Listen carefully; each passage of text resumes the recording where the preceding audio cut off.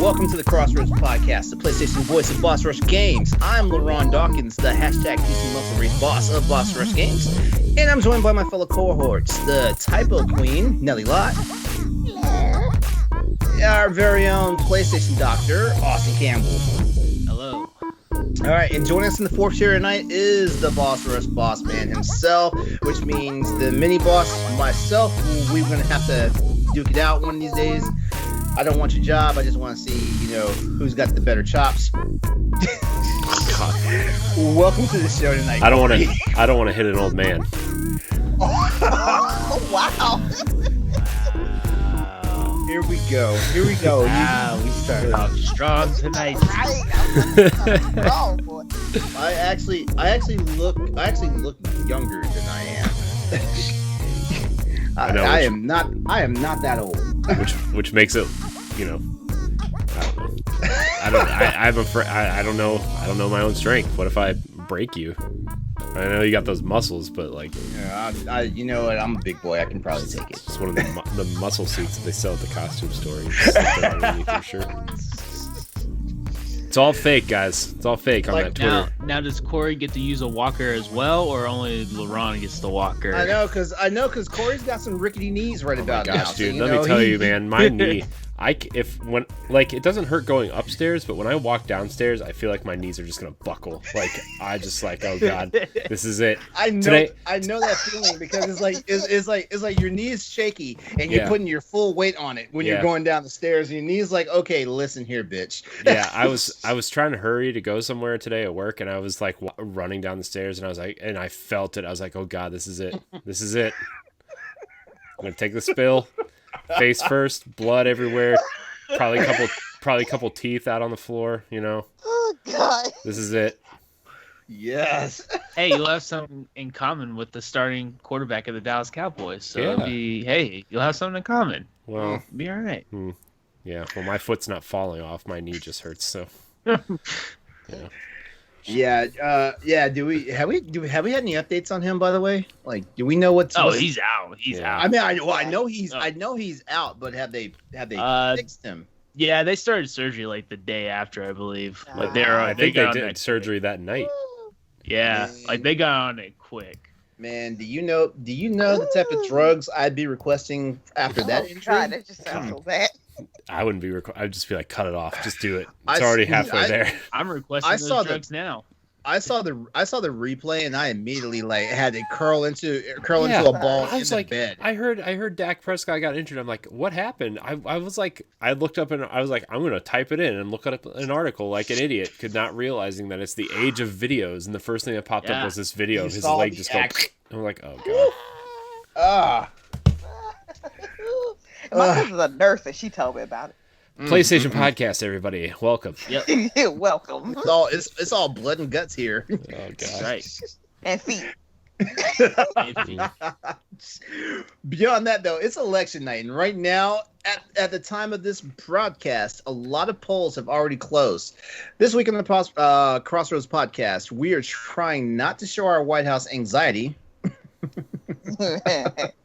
While we were diving into the rumored Kojima Productions project that is hitting the net, as well as the squad tonight will be analyzing the death threats that are hitting CD Projekt Red, and there's a brand new wrinkle in EA's loot box woes. Ooh. All that and I like much a good more. wrinkle. especially when it's about EA. Before we get started, though, how's everybody doing tonight? Fantastic. I'm great. I'm avoiding a Twitter feed that apparently I'm in that I had no idea I was in until about 20 minutes ago, and I was like, I don't even know what happened. I just hold on. Let me get a little ratchet here for a second. Whose ass we kicking? I don't. No names on this podcast, please. I'm just saying. Wait, I saw. All I did was try to spread some love to some friends of ours, and it turned into this whole thing, and I didn't know it because I was putting my kid to bed and making my lunch for work tomorrow, and brushing my teeth, washing my face, putting on some pajamas, prepping for the show, prepping for a meeting with Logan about some stuff. Pop on Twitter, I have like 35 notifications. I'm like, what the fuck? your mentions were just done. Yeah, a couple DMs saying that I'm a racist Trump supporter. I'm like, oh, neat, cool. Man, love Twitter. You know on what? election night. The internet is the worst, and the cool thing about it is we're gonna talk about internet culture a little bit later in the show tonight. Yeah, I'm like, we are. I'm like, yep. Look, huge racist here. I have two, person of power on Boss Rush Games running our Nintendo channel, black, project manager, Latina, head of our PlayStation division, black, but head of outside, yeah, but you're white. Hey, Corey. I know. You're white. Hey, we got some diversity, but we need to keep the representation going. We need to get an Asian person up in this bitch. I know. I'm sorry, guys. Yeah. I'm a No. racist. No, that's No, why it's- he's racist. Yeah. That's the whole reason why. We don't have the entire melting pot. That's what it is. I know. Look, man, I'm glad Twitter exists because I met all of you guys and everybody from Boss Rush Games because of Twitter and some, social media and stuff. But man, more often than not, is it just like a toxic pile of shit? I swear, social media sometimes. Social media can be like It takes so much out of you. But I'll be honest with you. I've messed with a lot of social media, from MySpace all the way to like Twitter. I've dabbled in Snapchat and all that stuff.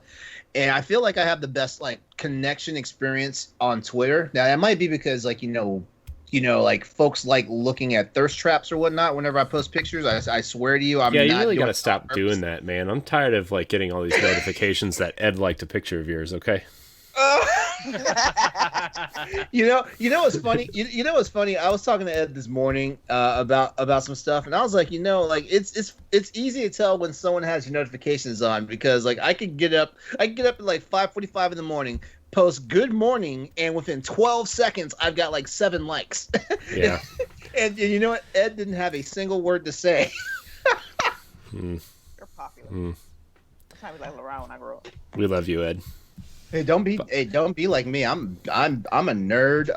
I have bad skin most days. I can't. Coconut oil. By the way, my skin reacts bad to coconut oil. Actually, I was doing that. I was doing that for a while, and it wasn't like I was breaking out, but my skin was having a reaction, and it was weird. I had to stop. man. Shea butter. Speaking of Ed, I just want to, congratulate him on a job well done on Nintendo Pal Block this week. He did a great. He took over for me hosting that show, and great job. It was a great show. Yeah, as a matter of fact, we're going to give a big shout to him later on in the show, but we'll do it right now. So, special shout to our very own Eddie V, the new official host of Nintendo Pal Block. The guard over there has changed, and Ed is that new sheriff in town, and let me tell you, that guy's a natural. It was almost like he was waiting for you to, like, step out. Yeah, in the words of our friend Deshaun Malone, he says, it's actually hilarious Ed has not been hosting the show the last 6 years. So I'm like, it's fair. Hurts a little bit, but it's fair. I'll let you have that one. Yeah, but in all honesty, though, it feels like he was always meant to be at home on Pal Block. Like that guy. I keep telling people that he's basically a spokesperson for Nintendo. Like he's on their payroll. He's either on their payroll or he has dirt on every high up in Nintendo. Reggie's slipping him some dollars. Just saying. It's crazy.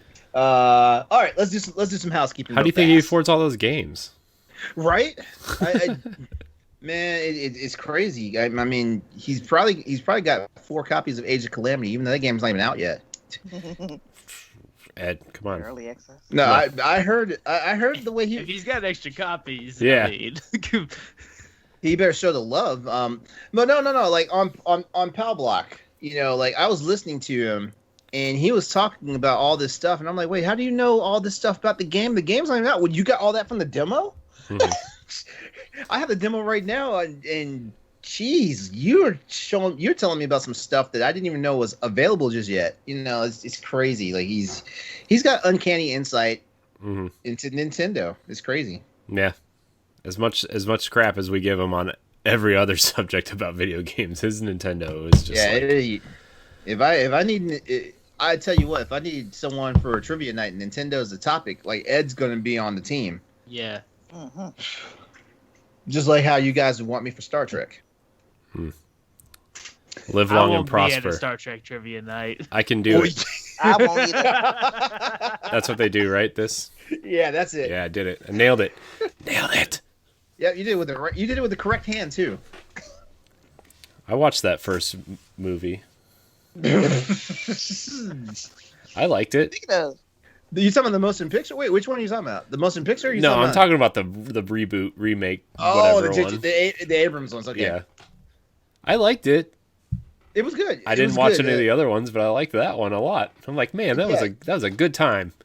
As a Trekkie, I really appreciate the 2009 Star Trek reboot. Like it actually brought new fans into the throng, and it was great. Throng, is that a Star Trek word? That is not a Star Trek word. Okay. that is not a Star Trek word. That's like a borderline, not safe for work word. Must be a generational word. See, there we go again. The old jokes. Wait, I'm not that much older than you, man. Wait, we'll talk about this after the show. I'm not that much older than you. The Next Generation was mine first, though. That Like, was I the one mean, that I know. That's what my grandpa would watch, and I'd watch with him. So I mean, maybe the same age. We know you're a youngin'. We know that. Yeah. All right. So this is episode 11 of Crossroads, the PlayStation podcast of Boss Rush Games. Each week we come together to bring you the latest news, rumors, discussions, and games in the world of PlayStation. Crossroads is live here on twitch.tv/Boss Rush Games Live, Tuesday evenings at 8:30 p.m. Eastern Standard Time. And we're glad you can join us and be part of the conversation. If you can't join us live, don't worry, though. We forgive you this time. But be sure to head over. Hey, Boss Man said it. Boss Man said it. So you best be sure to head over to youtube.com/BossRushGames or your favorite podcast service every Thursday to listen to the show. Please remember to like, share, rate, subscribe, and review us wherever you consume our show because it helps out immensely with our discoverability. Also, check out our family of podcast shows available on BossRushGames.com and your podcast services. Before we get started with the night's news and events topics, here are some quick PlayStation blurbs the Crossroads crew thought you might be interested in. Far Cry 6 has been delayed until after March 2021. Ubisoft revealed in its quarterly earnings report with investors that Far Cry 6 is being pushed back into the next fiscal year. COVID-19 impacted the development cycle for Far Cry 6, and it appears that Rainbow Six Quarantine has also been moved to fiscal year 2021, 22 as well. Okay, so I didn't even know a new Rainbow Six game was even thought about. How about you guys? Well, the quarantine is there was a game mode in Rainbow Six Siege that was this, and then they're like, oh, that's a good idea. We should turn it into a game. And then, well, here we are, like a year and a half later. Just waiting. I always thought of it as like an expansion, but then they turned it into an actual game. Like it's kind of like what that what was the Ghost Recon? What was the Wildlands one? I felt like that was an expansion, not just an actual game. Yeah, it's I don't know. I remember when Destiny was supposed to be like 10 years long, and then they made Destiny 2. Yeah, well, I mean they're heading that way with 2. I think our theory, not to get too into Destiny because we'll talk about that on Tower Casuals this week, but Destiny, we think with the Witch Queen, the expansion that's coming out next year, they're gonna drop to 2 and figure out how to get all of the content into one space.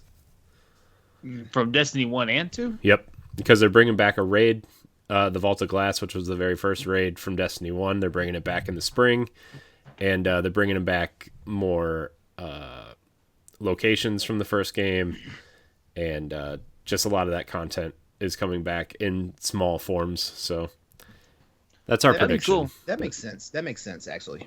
Yeah.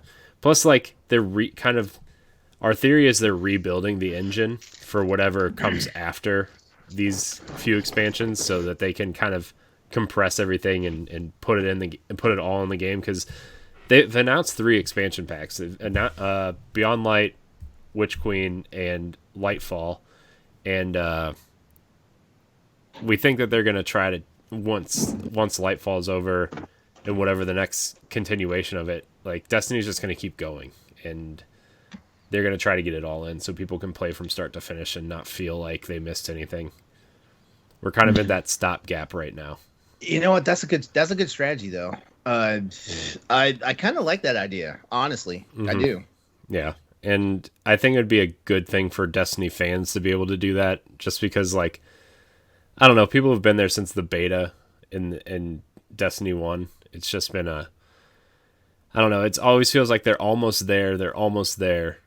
And then when they split from Activision, we're like, oh man, they're almost there. And now Beyond Light feels like the next step of almost being there.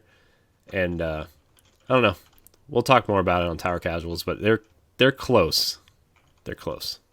So sorry. Well, it looks like Destiny. It looks like a Destiny fan is wanting to hear more of it, more about it though in the chat.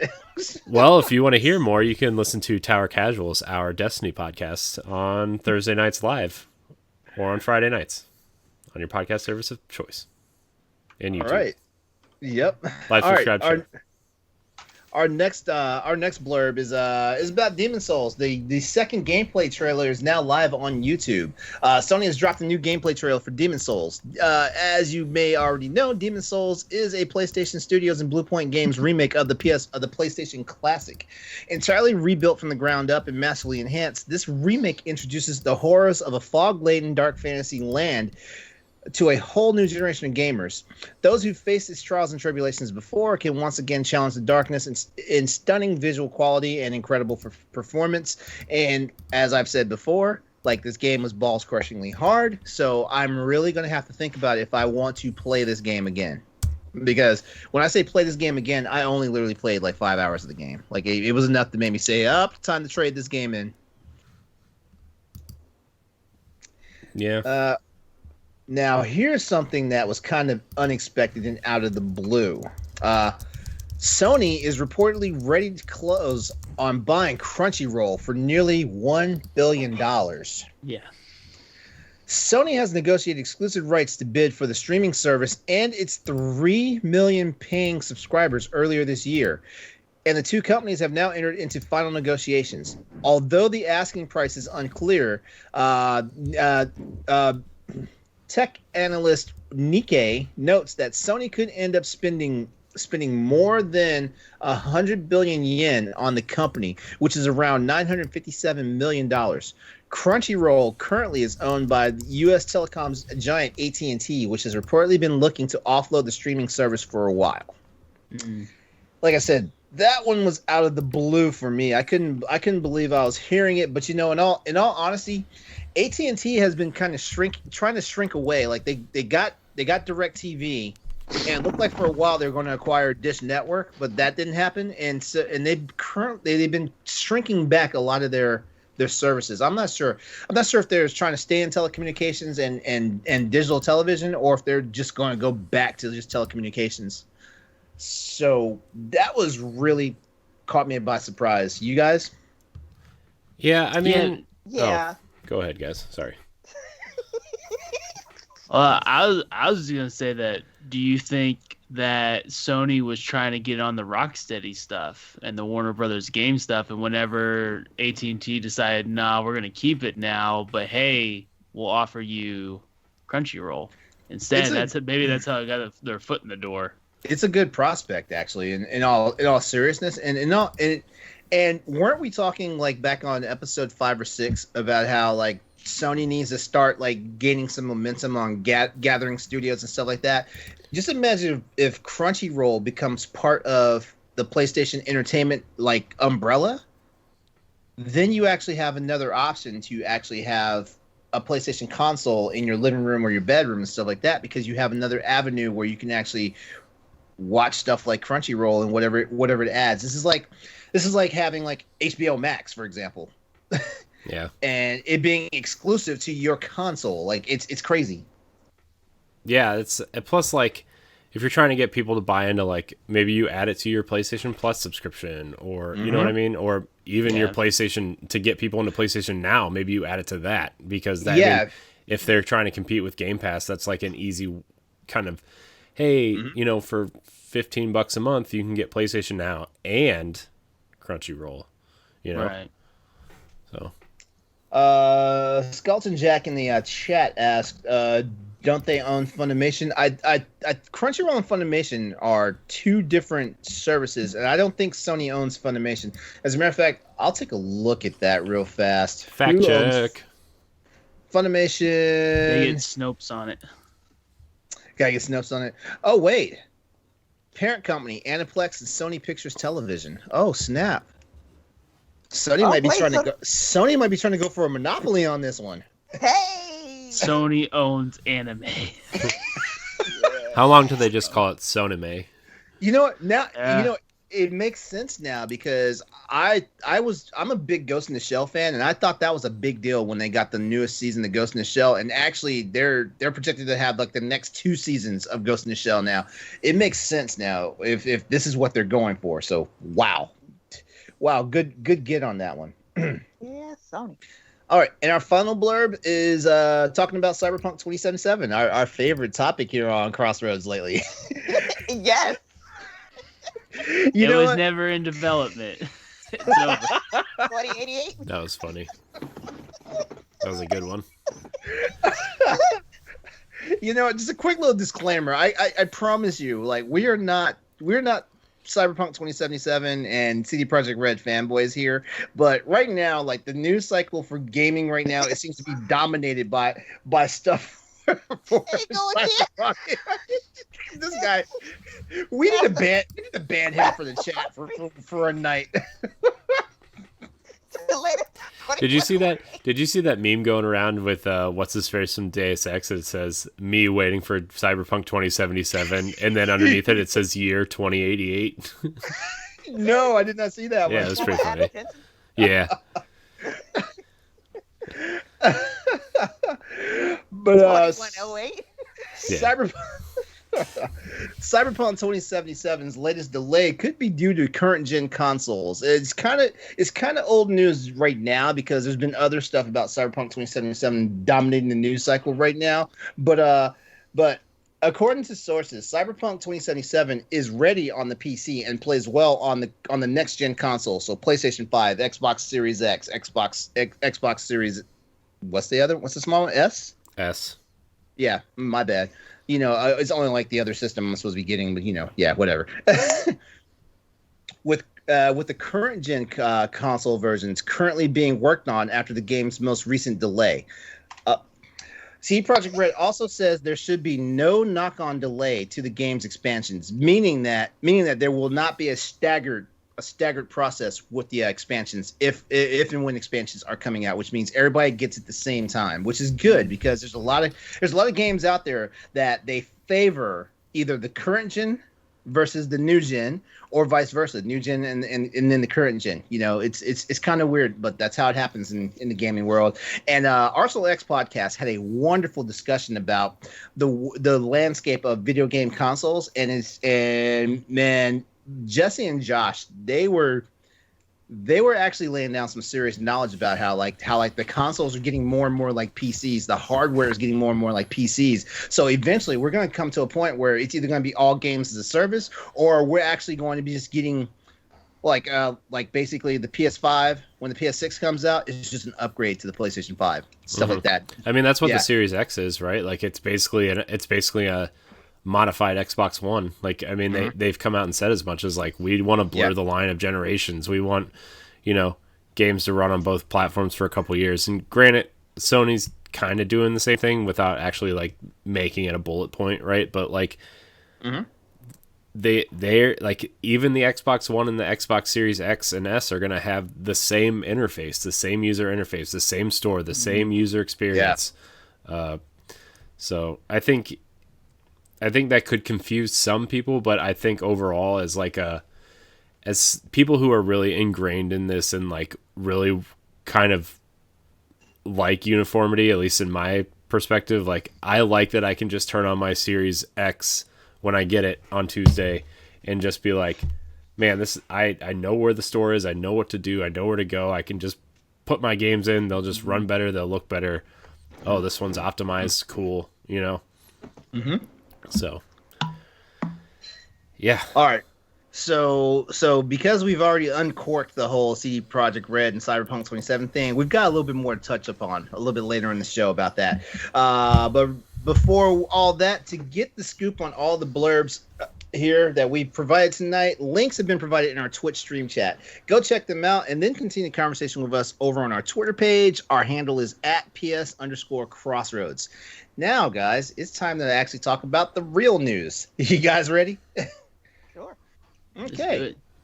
So here's a whopper, but this is the one that I really felt like we should lead with tonight. A ruling by a Netherlands judge sees EA facing fines of 500,000 euros every week until loot boxes are removed from FIFA.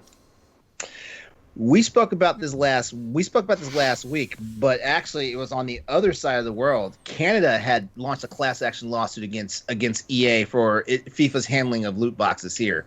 But now it's not getting any better for the company that everybody loves to hate these days, because EA's in some hot water thanks to the FIFA Ultimate Team mode in the FIFA series. Currently, it's been deemed a violation of gambling rules overseas. And when I say overseas, I mean, I mentioned the Netherlands, but there's more countries over in the European Union that are getting ready to jump on this whole class action lawsuit thing as well. For those who don't know, the FIFA Ultimate Team mode enables players to build teams of using any players from the leagues to play offline and online to win coins to buy better players, or packs which contain random players. I know it's a mouthful, but that's actually the way I got it off of the website. To say this mode has caused controversy is a terrible understatement. The Netherlands gaming authority will be allowed to fine Electronic Arts 500,000 euros, which equates to $582,352 US every week that it sells loot boxes in the FIFA Ultimate Team after the feature was deemed in violation of the gambling rules. The decision was approved by the Court of The Hague on Thursday, following a lengthy battle between the gaming authority and EA. This is serious, guys. But then again, it's of course it's EA. Of course, Of course it is. I mean, as the gamers, we've only been talking about how EA's been basically like screwing us over for what, like 2 decades now, and that's just a small amount of time, because Electronic Arts has been around for over 30 years. Yeah, remember the online passes that came with all their new games, and if you bought it used, you had to buy it to play online. You had to play online, yes. Yep. That was fun for a year. But that was more of them targeting GameStop in the used games market, which, back when I was a GameStop employee, I was like, man, this is gonna suck, because we're gonna have customers always coming in like yelling and getting on us about this stuff, and it's out of our control and stuff like that. And then of course GameStop pulls the Hail Mary recently and gets in bed with Microsoft, which that's gonna save them for a little while. Yeah, it's like a company work under EA and then they just shut down, and I'm thinking to myself, like, what are y'all doing to these employees, man? Like, seriously. Well, that's because they have like the most skewed business model. Like, they want these games to give like Hollywood blockbuster like returns, once they're released and stuff like that. And I don't think they take into account that more people go see movies than people go out and play video games. And when I say video games, I mean console games, because there is a definitely population burst, a boom, whenever you want to call it, thanks to the mobile market with mobile games and stuff like that, with cell phones and stuff like that. But companies like EA, Activision, to an extent, even Microsoft had a problem with it early. They kind of got things together, but they always seem to think that these games take 7 years to develop. They develop and release and stuff like that, and they should be getting hundreds of millions of dollars upon release, and that's not the case, honestly. Let's see. Publisher EA had argued that the content of its FIFA Ultimate Team packs only had value within the game itself, as they could not be converted into money. However, the judge presiding over the case, dismissed EA's objections on Thursday and ordered that if the company wants to avoid the weekly fine, it would need to disable loot boxes within 3 weeks. As of the time of this show, they have 2 weeks left to do this. Some European countries have already classified loot boxes as gambling, while all 3 console platform holders have introduced policies that require games made for their consoles to disclose loot box odds. We thank Nintendo for that. Nintendo actually got this ball rolling, and we have to thank them for that because loot boxes, love them or hate them, it's kind of a shady practice, and all it is just glorified microtransactions. So the question I have for the panel tonight for you I thought they were called surprise mechanics. Surprise mechanics? Remember that? Can't get this in store. Here we go. Remember that? Remember when in some sort of like, I don't know, was it Star Wars Battlefront? Yeah, I think. Yeah, I think they're just like, oh, they're not loot boxes, they're surprise mechanics. I'm like, Jesus. That just sounds like some really bad executive marketing spin. I hate this. They're night walkers. I hate all of this. They're creepers. I hate all of this. Surprise mechanics. It's in the game. Yeah. Well, they just got surprise mechanicked. That's all I have to say. Yeah. Here's the question I have for you guys. Could EA be facing a similar battle here in the United States? I don't know. I think it's 50-50. Again, I'm worried about BioWare because I know they work under EA, and if they shut down, I'm be upset. BioWare might wind up getting sold. I think they'll get sold before they just get shuttered. Okay. Although I don't know if anybody saw the Anthem stuff that BioWare was doing. Like the 2.0 stuff finally came out.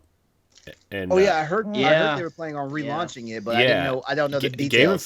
Game Informer had like a small video and a small article about it, and that's all I heard, or that's all I read and saw about it, and nobody else reported on it or anything. And it was like, this actually looks like Anthem could be like a No Man's Sky situation if they pull this off correctly.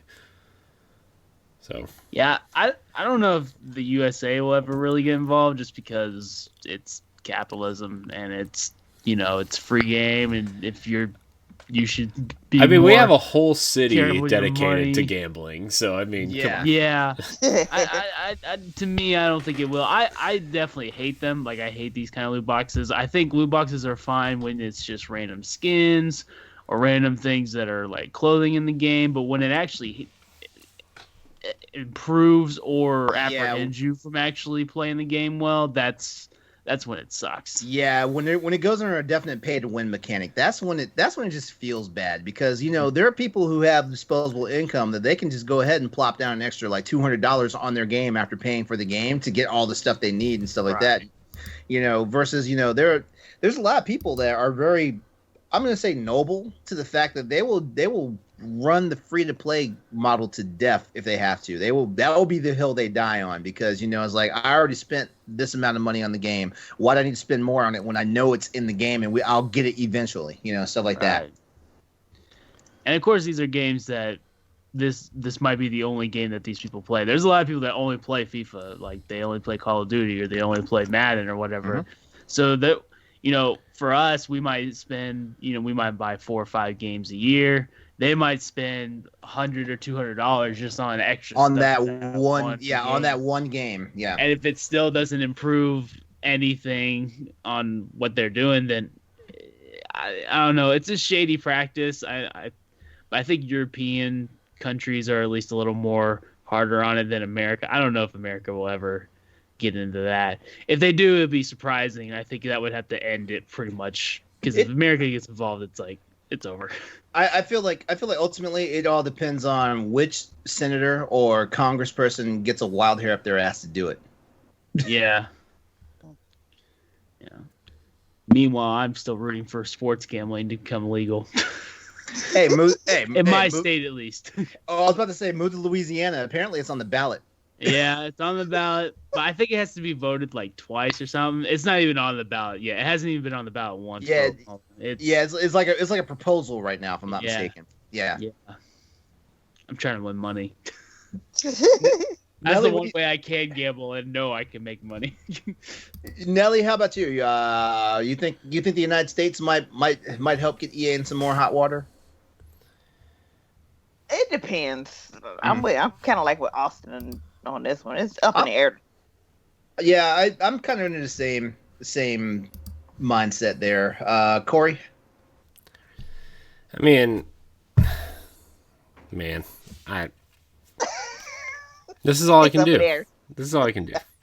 EA just make me good games again, you know? Yeah. Right? When they make FIFA, Madden good again, I will reconsider. Make NCAA football, and we'll all forget about everything. Yeah.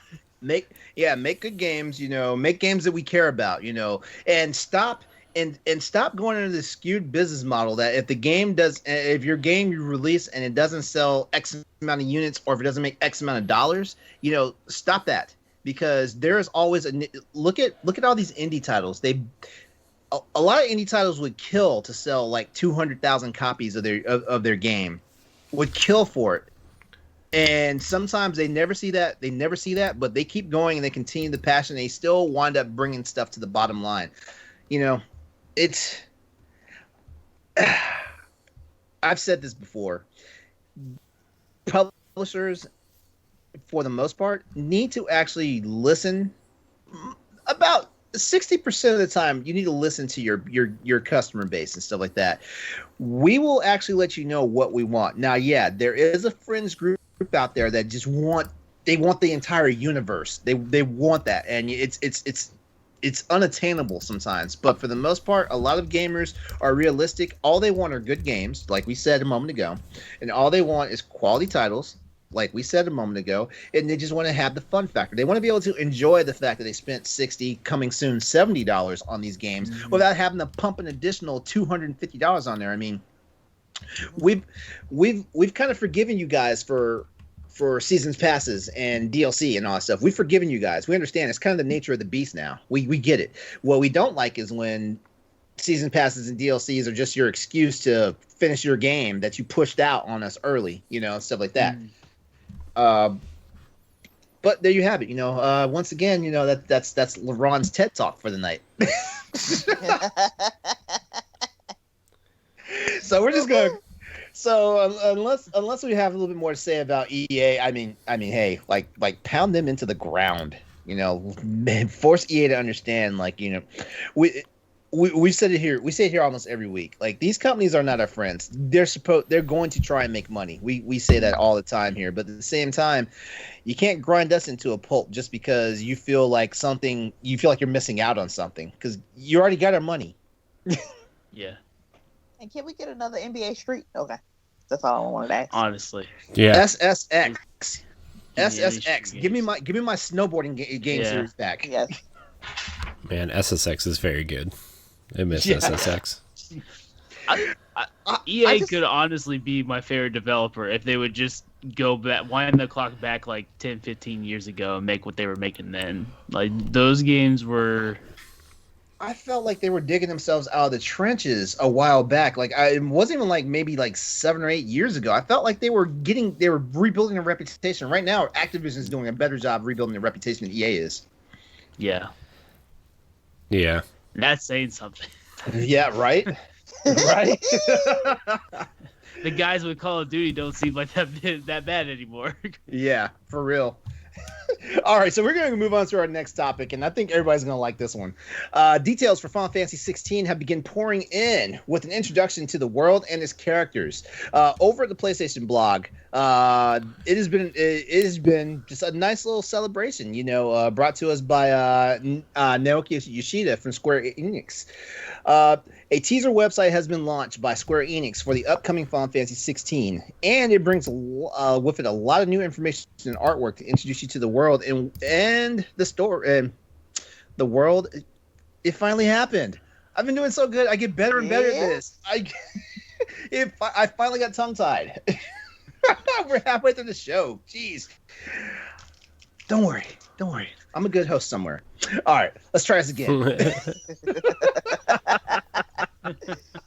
Cut that out. A lot of new information and artwork to introduce you to the world in which the story takes place. And also, you meet the main characters of the game. Via the PlayStation blog, we get a quick breakdown of the new land called Valistea. I do not know because I have not heard it actually said, in an actual voice. So I don't know if that's the actual correct pronunciation of it. So fanboys, please do not come to my mentions on Twitter and attack me tonight. We also learned about our three primary characters being. Now I know for sure I've been corrected on this. Even though it's spelled like Clive, the name is Cleve Rosefield. Joshua Rosefield and Jill Warwick. And they also talked about the icons, which are this game's versions of the summons, and the dominance in which they reside in.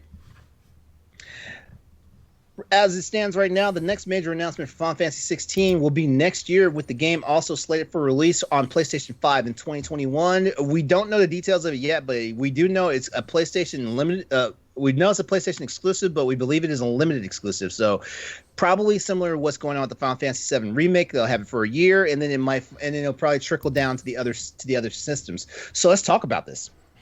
Have you guys had a chance to check out that website? I didn't. Okay. Well, it's in the chat and it's in the notes too. So I checked it out. Like it's a big website actually. I'm excited about it, but I have like this rule where I won't like look at spoiler type stuff for games. Like I just like to go in completely unknowing. Like I get the idea. I know what Final Fantasy I'm getting into. Mm-hmm. I'm assuming it's the same system as 15. I figured that battle system's coming back. Unfortunately, I would love for it to go back to 8-bit turn-based. That's my dream for Final Fantasy to go back into. But the 15 system was fine, and so it looks cool. I'm surprised we're getting it this quick, though. And the fact that we're getting information like this makes me think, hey, we might actually get this at a somewhat decent time. This is the first time I've been excited for Final Fantasy in a long time. Yeah, I mean, I liked trailer. Go ahead. Oh, I was gonna say I liked 15 and 13 was fine, right? And like I liked 12, but the last Final Fantasy like I really really enjoyed was 10, I think. Yeah, I love 10. Yeah. And now like I'm like this was the game that's like, man, I'm getting a PlayStation 5 for this thing. Yeah. For real. I mean, I'm going to get it for Horizon and God of War, obviously, but like this game, wow. I will say that I have no support for the Clive Cleve thing. Spell it right. Yeah. Spell your name like how you want it to be set. Yeah. It's like Titus and Titus, Yeah. Like, come on. I feel like Vagrant Story started this whole thing of like the name looks like this on paper, but it gets pronounced like this. I want to say the very first game that actually started doing that switcheroo on the names on us has to be Vagrant Story.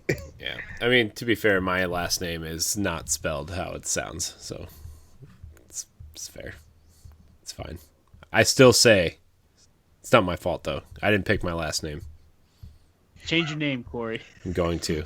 Well, actually, my first name is not really spelt how it sounds, but Wait, Corey, you've already had a kid. Like you're gonna just up and change like the Yep. the okay. Yep. His kids got to learn. They got to. Yeah, she's got to learn. Adapt. Yeah, she's got to learn. If I got bullied for it, you're gonna get bullied for it. Yeah. Yeah. Final Fantasy 16. When I saw it announced, I'm one of those people like RPGs. They have to sell me. They really have to sell me because I abandoned RPGs a long time ago. And Final Fantasy 16, when I saw the reveal trailer for it, I knew I was going to get it. It's basically a day one get for me, and that says a lot about your RPGs, especially the fact that it's Final Fantasy. Like the Final Fantasy is the reason why I stopped playing RPGs. that's kind of like what happened. Yeah, that's kind of like the same story with me. And then I played Mass Effect, and I was like, oh damn, I'm hooked. Yeah. Mass Effect kind of brought me back to RPGs, actually. Yeah, I gained a new respect for it. But Actually, it was the discovery of Western RPGs that got me to come back to the RPG realm. Like it's kind of weird how that happens sometimes. Yeah.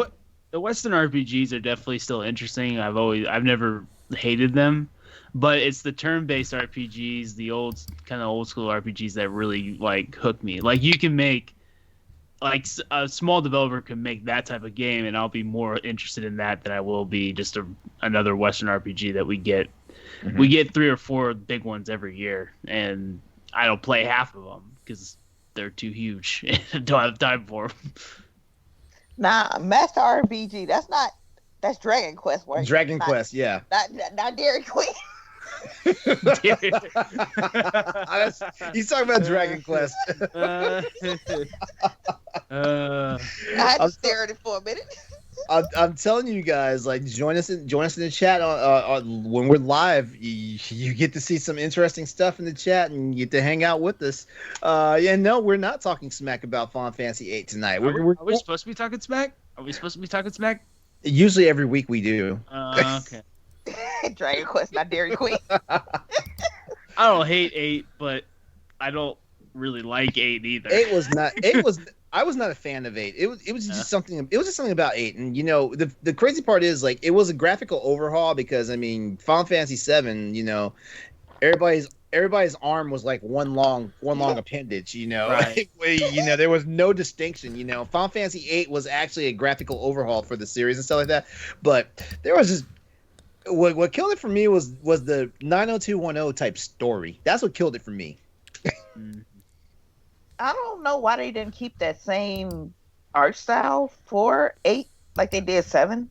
Because 8 was I don't know. I thought you meant like they kept the same art style from going from 8 to 9, because 9 they must have known they polarized the base, because they went right back to that super deformed like style that Final Fantasy games were known for. They went right back to it. Like it was like 8 was an experiment. We're sorry. Here we're going to give you more of what you want. And then when the PS2 came out, Final Fantasy X came out, and it set the standard for how like the games look from that point forward.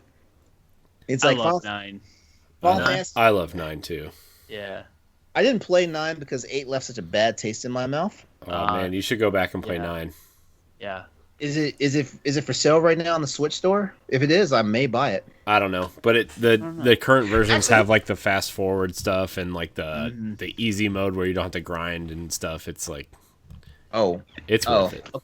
Okay, I may have to. I think the Switch version's only $15 too. Anyway, so yeah, it's definitely worth it. Regardless, though, I'm not getting the original Final Fantasy VII again. Though I'm fine. That's fine. The game's overrated. Exactly. And I'm saying as a guy who put over 1,000 hours into Final Fantasy VII when it was a new game.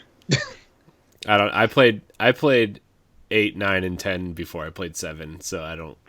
That was. I feel like someone's wanted to beat you out in the street. Yeah. Wait, me? Wait, I don't know. That's cousin. Someone did something. I didn't do anything.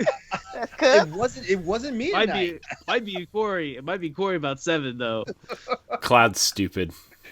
Whoa. No. Vincent is the emo middle school kid that like thinks he's cool, and nobody really likes him. Here's the one thing. You know what? I'll go ahead and become the bad guy. With Final Fantasy VIII, the two things that pissed me off about the game were the hero and the heroine. Like between Squall and Rinoa. And Rinoa, I would oh god. If I could wipe two characters out of existence from just the world of video games, it would be both of them. Because I mean, I hate to say it, but Rinoa was a useless character until Yuna showed up in Final Fantasy X. But Yuna was redeemed in 10 too. So I put Yuna higher than Rinoa on the list. Yeah. And I hated Yuna in 10. If we wouldn't get copyright strike, I would put on like some fight music right now. Some Final Fantasy. We'll put the boss music on. We'll see. Oh, we need our moderator. We need our moderator on this one comment. I got it. It's fine. Oh man. I just looked like I was going to accept it, but I was like, I'll let the big dog go. Man. If it was Okay, if it was someone else, I maybe would have just deleted it, but it's fine. Okay, so before we get into some hot water and wind up getting hate mails and death threats, which we'll be coming back to that a little bit later in the show, let's move on to our next topic. It is our job here at Crossroads to talk about the PlayStation Plus games when they get announced. Once a month, you'll always hear us talk about like the drop that's happening because you guys are spending the money on the subscription. So you guys definitely want to know about the free games that you're getting that you can keep as long as you are subscribed. And this month's PlayStation Plus games, November's PlayStation Plus games, I should say, have been announced. Yeah. PlayStation Plus members who own a PS5 console will get the PS5 version of Bugsnax. And all PlayStation Plus members will get Middle-earth: Shadow of War and Hollow Knight: The Voidheart Edition as part of November's lineup. We talked about Bugsnax last week. We gave it a really nice talk about. We did. So you guys might want to check out. You might want to check out last week's podcast. Bugsnax. Exactly.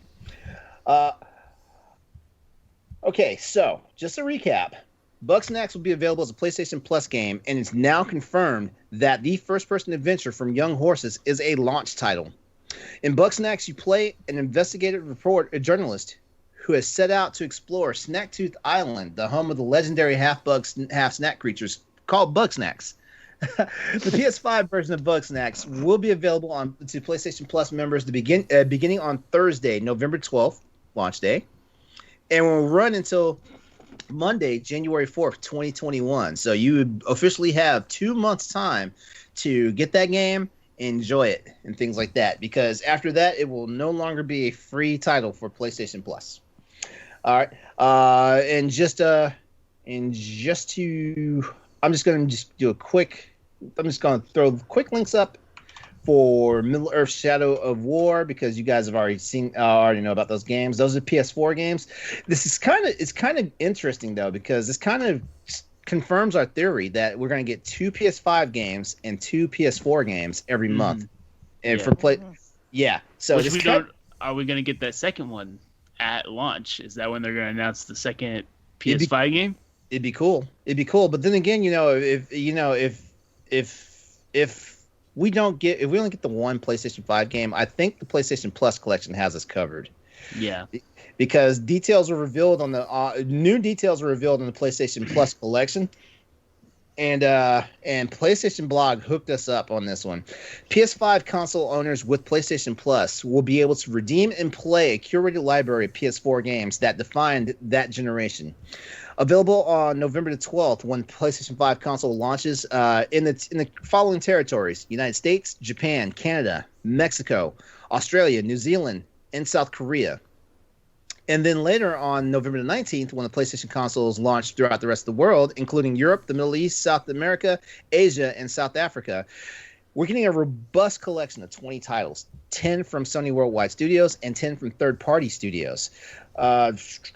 Console owners with the PlayStation Plus will be able to redeem and play these games right then and there. All right, and I know you guys love it, so here's a list: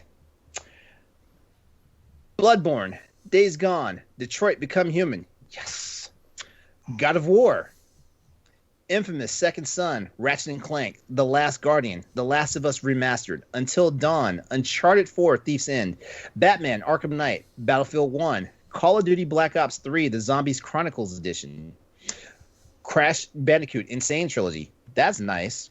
That is very nice, actually. Yeah, I like it. Fallout 4, Final Fantasy 15: The Royal Edition, Monster Hunter World. Even though I'm not gonna play on PS5, but still. Mortal Kombat 10, Persona 5, and Resident Evil 7 Biohazard. Go ahead, Nellie. I know you're about to whoop it up. Go ahead. I'm excited. Yes. Whoop whoop. Resident Evil. Okay, that's a really solid lineup of games that they're giving us, and And here's the crazy part: Sony didn't necessarily have to do this. Like, they could have just gave us 5 or 10 games and just been like, okay, wait till next month. Mm-hmm. Yeah, and a lot of those first-party games are getting patches to run better on PlayStation 5 too. Like God of War and Days Gone, I think, are getting massive patches to run better. So, as a matter of fact, I think Final Fantasy VII Remake just got a big patch that's supposed to supplement it for So it's getting real out there. It's getting real. I still need to play Days Gone.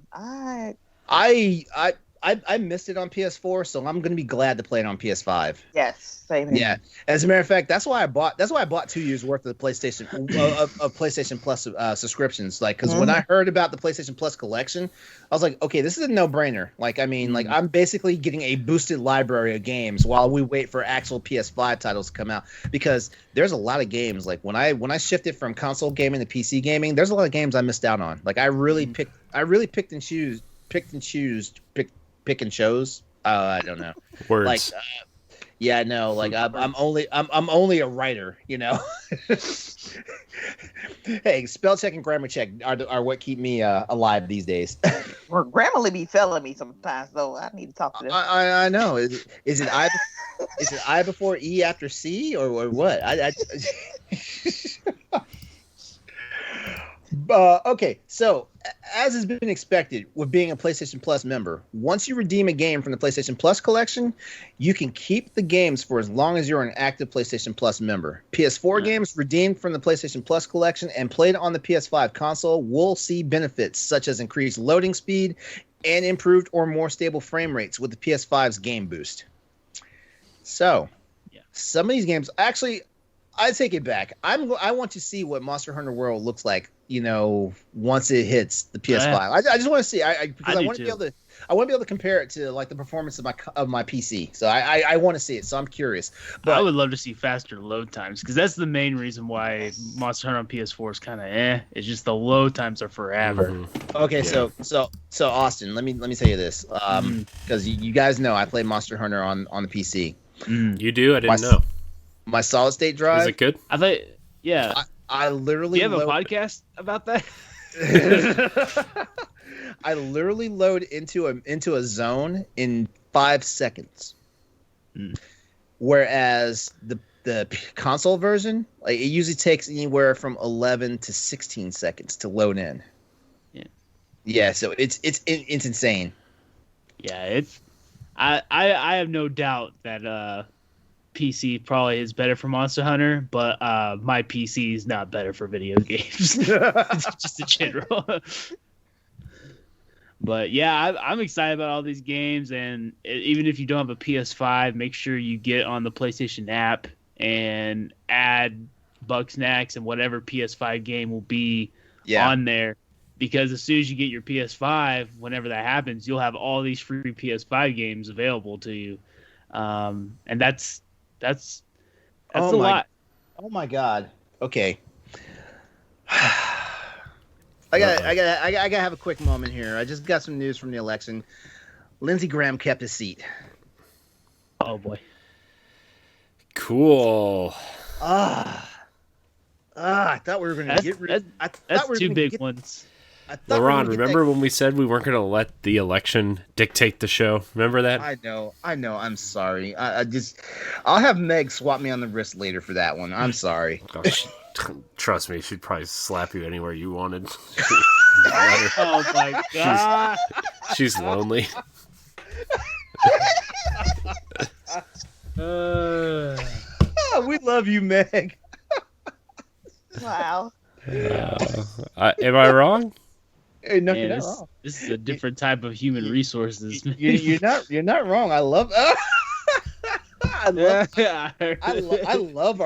our banter on social media. Actually, I love it.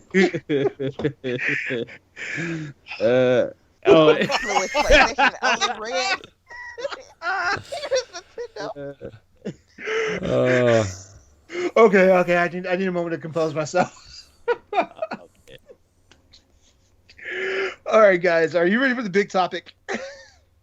I will say Shadow of War and Hollow Knight, you definitely do play. Hollow Knight's a 10. Hollow Knight for sure. Yeah. Shadow of War is not as good as Shadow of Mordor. but it's good nonetheless. I feel like they try to do too much, and I mean that's the problem with sequels. I feel like, right? And I feel like that's why, like, Arkham Asylum is still better than City, in my opinion, is because like I just feel like wow, we're actually on the same page because I like Asylum that's not popular. Yeah, I know that's not a popular decision. I feel like once they have a hit, like, oh, we need to make the next one bigger, and that's not always better, you know.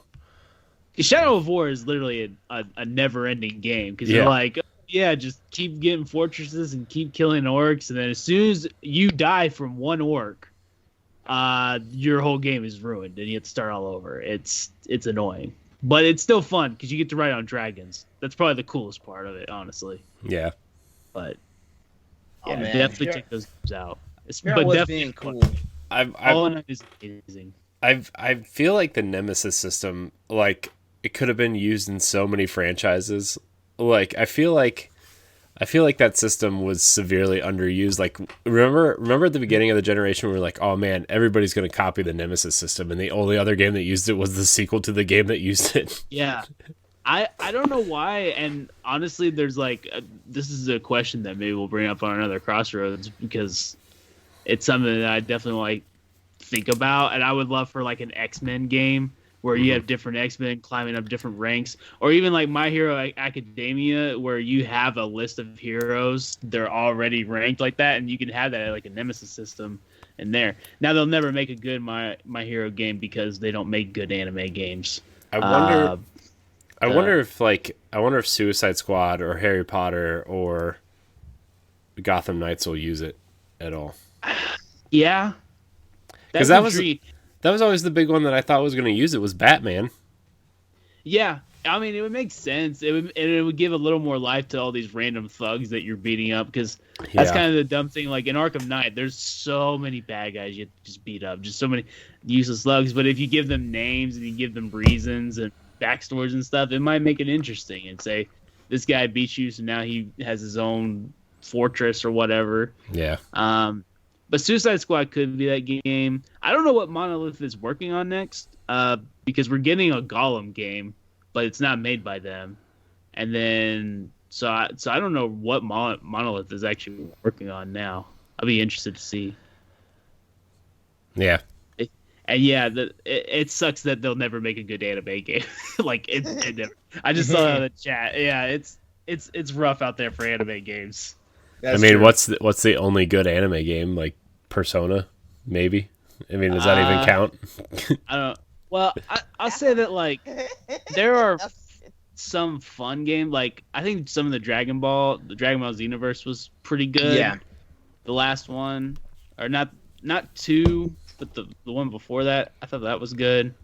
My Hero Academia, I haven't played the second one, but the first one was a decent fighting game, but it's all the same. Like, it's just, there's never going to be a 9 or 10 out of 10 anime game. Like, it just seems that hopeless.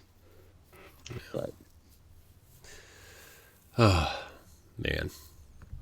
Man, the chat's having fun. I like it. Okay. Yes. All right, so it's time for the big topic. And like I said earlier, like, Cyberpunk 2077 seems to be synonymous right now with PS_Crossroads, because there's always a whole bunch of just juicy stuff that comes out that we have to keep talking about it for. But can we make a promise until the game is actually in our hands, no more news on Cyberpunk, unless of course they turn around and say Cyberpunk's delayed to like next summer or some crap like that? Probably don't make a promise you can't keep. Okay, I like that. I like that. I mean, everybody knows like a lot of my hardware upgrades to my computer and my entertainment system are because of Cyberpunk. So there's a bias. You ready there's for that custom dong? Customize your own dong. Hey, I will say there will be some in-game currency spent if that's a thing. They're gonna have loot boxes for different ones. You know what? I might plop down. Can't get anything over a 3-inch. What the? Master RPG says delayed it to 2177. He's just trying to get under my skin now. I'm hip to these tricks. He's just trying. I don't know who he is, but he's cool. Published by EA. Okay. He got me. I'll be paying a visit to his job tomorrow. He got me. Cyberpunk delayed until Cyberpunk is real. See now Meg's in on it. See look what you started, bro. Cyberpunk's gonna be a prehistoric game by the time it comes out. Like, this is how they used to think we would live. Oh, just like Back to the Future and flying cars, yeah. All right, so here we go. Cyberpunk 2077's developers are getting hit with death threats. Yeah, this is for real now. This is for real. It's gotten to that territory now. The development cycle for Cyberpunk 2077 has been rather lengthy, and like a lot of video game companies that have been developed, the title has had its fair share of setbacks and complications, including an unanticipated crunch, which was tweeted and then haphazardly reported on by Bloomberg's Jason Schreier. That crunch combined with that article from Schreier absolutely polarized the gaming community. Excuse me. After announcing a new postponement, which is currently the third one of the highly anticipated game, we are now seeing the game pushed from November 19th release date to December the 10th. And a more chilling development has come up for the developers. Cyberpunk 27 design lead Andrzej Zawodowski, yeah, I got it right, and his team have reported receiving a number of death threats following the further postponement of the game. CD Projekt Red is considered the industry leader in creating video games that resonate with gamers all around the world. As a branch of CD Projekt SA, which I do not know what the SA stands for, do you guys know off the top of your head? I do not. Okay. They are a Polish video game developer, publisher, and distributor based in Warsaw, which was founded in 1994 by Marcin Nowinski and Michal Kaczynski. Yeah, we'll leave it at that. Close enough. Yeah. All right. Speaking for his team, Zawadzki has condemned the death threats that have been sent to him and the CD Projekt Red team, stating that the threats are unacceptable. Via Twitter, I understand you're feeling angry, disappointed, and want to voice your opinion about it, he wrote. However, sending death threats to the developers is absolutely unacceptable and just wrong. We are people, just like you. So, let's pause for a moment to look at something else that's revolving around this story. Just real fast. The most recent delay for Cyberpunk saw the game being pushed back to December to ensure for a polished experience at launch. I got hip to that thanks to being on the Boss Rush podcast over the weekend, where Nellie and I and Ed were talking about it, and he brought to my attention that it's all about the polish at this point, and basically a push for a 90 or higher Metacritic score, which I can understand that. I really can, because apparently Metacritic became like this big thing, in the gaming community, where like this can make or break, like, people's paychecks and stuff like that. And I understand, so it's always about the bottom line. The studio has revealed that they expect Cyberpunk 2077 to reach 90 or higher on Metacritic, which is a challenging goal to achieve for even the most talented of development teams. In a conference call where the studio revealed that the current gen consoles are the reason for Cyberpunk 2077's delay, I'm just going to call it CP77 at this point. CD Projekt Red board member and publishing leader Michael Nowakowski shared the goal with the public. Nowakowski said that CDPR's continuous aim at a 90-plus game on the platform, and that nothing has changed here following the delay. It's kind of confusing wording, but you guys kind of get it. Taking the time to polish the PS4 and Xbox One versions of the game so it can reach a 90-plus score on Metacritic is actually the main reason for postponing the release. The studio saw it as a necessity to ensure a quality game at launch. While the delay is only 21 days in length, the higher-ups at CDPR seem to fully believe that there's enough time to work out any bugs or performance issues that the game may be having. While many non-threatening fans are understandably tired of the delays, the logic behind the most recent pushback is a strong reason for any game to be delayed. Let's talk about that real fast.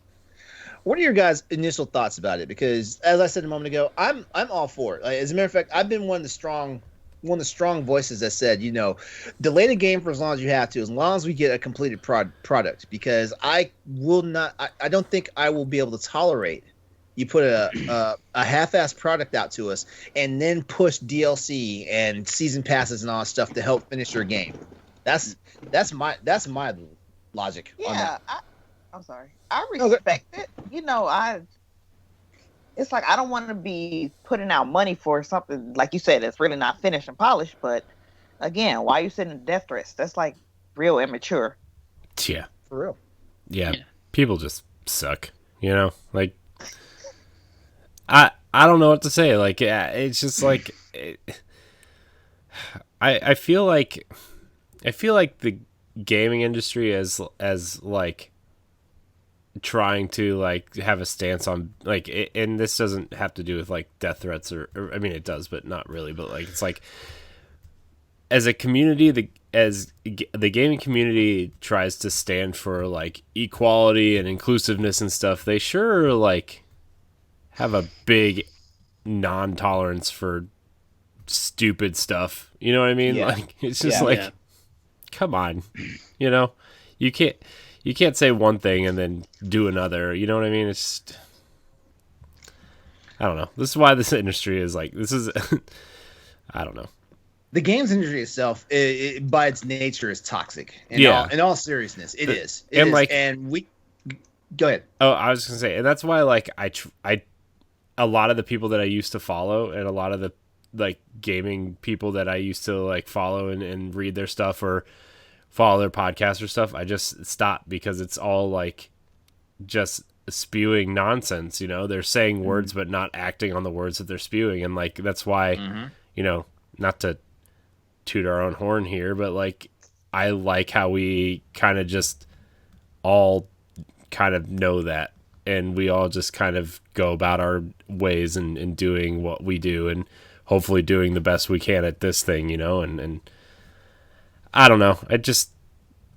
Sending death threats to developers is not something that you should be doing if you're trying to be inclusive and understanding of a lot of things, whether it's race or gender equality or, understanding people's work habits and stuff. Like you can't say, oh, crunch is stupid, but then complain when the game doesn't come out. You know what I mean? Like you can't do that. You just can't. That's true. Yeah. As a so-called journalist, myself, I'm talking about right now. Like the one thing I've always tried to do is be objective. Like number one games journalist LeRon Dawkins on the mic. What was that? I said number one games journalist LeRon Dawkins on the mic. Exactly. Represent. But nah, seriously, I try to be as objective as possible and stuff like that. So even when I get a game to review and it's like the worst game out there, I still try to be as objective as possible when it comes to it. Like there is not that many games where it's absolute bad that you still can't find something entertaining about it and stuff like that. And I always try to be objective because at the end of the day, my words can hurt these developers. We could become a catalyst that forces EA to shut down another company that we love, and stuff like that. So we have to be careful with our words and things like that. Go ahead, guys, say some more. No, because it's about to get heavy in the moment. So go ahead and talk. Yeah, especially like if they try to do their job the best as they can to deliver a good product, then I mean, what's with the death threats? Because honestly, you can't make everybody happy. That's pretty much what it boils down to. That's true. Somebody's gonna be disappointed in the moment. They go find something that's wrong with the game. Even with the whole delay, the game is probably still not gonna be 100% to somebody's liking. Right. But give them the benefit of the doubt. They're doing the best they can. Mm-hmm. So that's what my respect come in at. Yeah, and also with a company like CD Projekt Red, they have a phenomenal skill set. So I mean, let's be serious. There has to be like a serious walkout of talent for a game like Cyberpunk 2077 to come out and just be absolute garbage. I'm just gonna say it like that. Mm-hmm. Okay, so here's a little bit of real talk here. The majority of us here at Crossroads and Boss Rush Games just want to express our support and overall understanding for CD Projekt Red's hard work and dedication to delivering us Cyberpunk 2077. And we want to just let it be known that we condemn any sort of real-life violence that is threatened or enacted upon any individuals, much less our kinsmen in the gaming community. And that includes developers, that includes publishers. We talk about EA and Activision all the time here, but at the end of the day, we don't wish ill will or bad things to happen to people and their families and stuff like that. We do want accountability, but we do not want to wish bodily harm to somebody just for doing their job. Mm-hmm. And I can't say much more about that, but come on, guys, let's be serious. It's time for you all to grow up. Like, a $70 game is a $70 game that you're not getting on a certain day is not putting your livelihood at stake. It's not. Like, if the game is that important, you might want to go seek therapy because you actually have an addiction, and this is a problem for you now. Yeah. Games are supposed to be fun. It's true. I'm gonna have a if ton you're of telling fun. me that there's no other games that you could play instead, like that you've played all the games in the world and there's nothing left to play but Cyberpunk 2077. All people are complaining you about play. is how big their backlogs are. Like, Yeah. Go play those games. Go play. Tell you what, if you got PS Plus, go play Shadow of War. Go play Hollow Knight. You don't need Cyberpunk. You got Bug Snacks coming, man. You don't need Cyberpunk. You got 20 PS4 games that are going to be Yeah. playable on your PS5 the moment it drops. Yeah. Yeah, I likened it the other day that, it's like if you're cooking your kids, you're grilling them some chicken and they want it now. And they're like, no, you can't eat it. It's not done yet. Well, no, we want it now. Okay, fine. Then eat it and get salmonella poison and die. I mean, this is just how it is. So if you're sending death threats, go eat some salmonella poisoning or something. I don't know. Yeah. Don't do it. Don't do it. For real. It just looks bad on us as gamers. And the sad part is, like, when this stuff happens, we all get lumped into this. Whether we did it or not. And what folks need to understand is, and this also goes back to internet culture that I was speaking about earlier. People are bold on the internet because there's no way we could possibly find this person. But here's the crazy thing about this. You communicate death threats over the internet, that's a federal violation. They can find you, and they can do something to you that will change your life forever. This is why the United States has finally introduced laws against swatting. Someone's shooting your ass off in CS:GO, and you decide to call the cops and say, hey, there might be someone building a pipe bomb over at this house and stuff like that. If they go over there and they ruin somebody's life, and they find out that you were responsible for it, your life is also getting ruined and things like that. Gamers have to take responsibility for their actions just as much as we want the developers to take responsibility for their actions. Mm-hmm. Yeah. Maybe they shouldn't release it at all. Just say, Oh. hey, till we stop getting death threats. Wait a second. Until everyone stops sending death threats, no game. We will hold this thing hostage until it's over. I need a drink on that one. Wait a second. I've already paid for my copy of Cyberpunk. Do Doesn't not matter. do this. Doesn't- Do not do That's why you don't this. pre-order Do games. Do it. And here goes. I saw it. I saw it. I'm trying to ignore it, but I saw it. Any final thoughts on that? No, I just I hope that they get the game done and hope everybody enjoys the game, and I hope everybody that's working on it gets compensated well. Oh yeah. Yeah. Oh, they're going to get compensated well, especially if it gets his 90+ Metacritic score. Everybody's having a holiday. It'll probably take 15 years for CD Projekt Red's next game to come out after this. Witcher 4 will come out in the year 2077. I'm just ready to see Keanu Reeves in the game. Oh yeah. I mean, this is a side tangent. How big do you think Keanu Reeves is going to be in this game? Do you think he's going to be like when I got excited for Big Boy and B.O.B. to be in Army of Two and they were in it for 5 seconds and that was it? Well, Like that Keanu opening Reeves- cutscene or whatever. Yeah, yeah. And then Keanu Reeves is going to be there for like 5 minutes, or is he going to be there a lot of the time? We've heard he's going to be a presence in the game. He's supposed to be like your mentor after like whatever happens to you. Because if anyone's seen the 45-minute like gameplay that I keep telling Ed about, like they. The developer, no. Nelly, you remember we discovered that the reason why Ed is not really taking this game seriously is because he didn't watch that 45-minute walkthrough. Mm-hmm. That CD Projekt, he didn't watch it. So he's been sitting literally on Boss Rush podcast and Pal Block saying that Cyberpunk is not Game of the Year material. I haven't seen that playthrough because, like I said, I like to keep in the dark on these games. But just from what I could tell and just seeing from what I saw at, I think it's Game of the Year Awards. Was Game of the Year Awards is when Keanu Reeves first came out? Yeah. I remember watching the gameplay at that time, not the 45 minutes, but like maybe a 5-minute cut, and I was like, oh, I'm sold. I don't need to see any more. Yeah, I watched it because it's a first person shooter technically, but it's also an RPG, and I really need to see like if this is a game I want to invest my time in, because the one thing it had going for me just based off of knowing that already was that's Cyberpunk, and Cyberpunk is one of my favorite genres of sci-fi. It subgenres of sci-fi. I love it. This is why I'm like the Ghost in the Shell fanboy, even though I refuse to watch the Scarlett Johansson movie. I refuse to watch that one. But I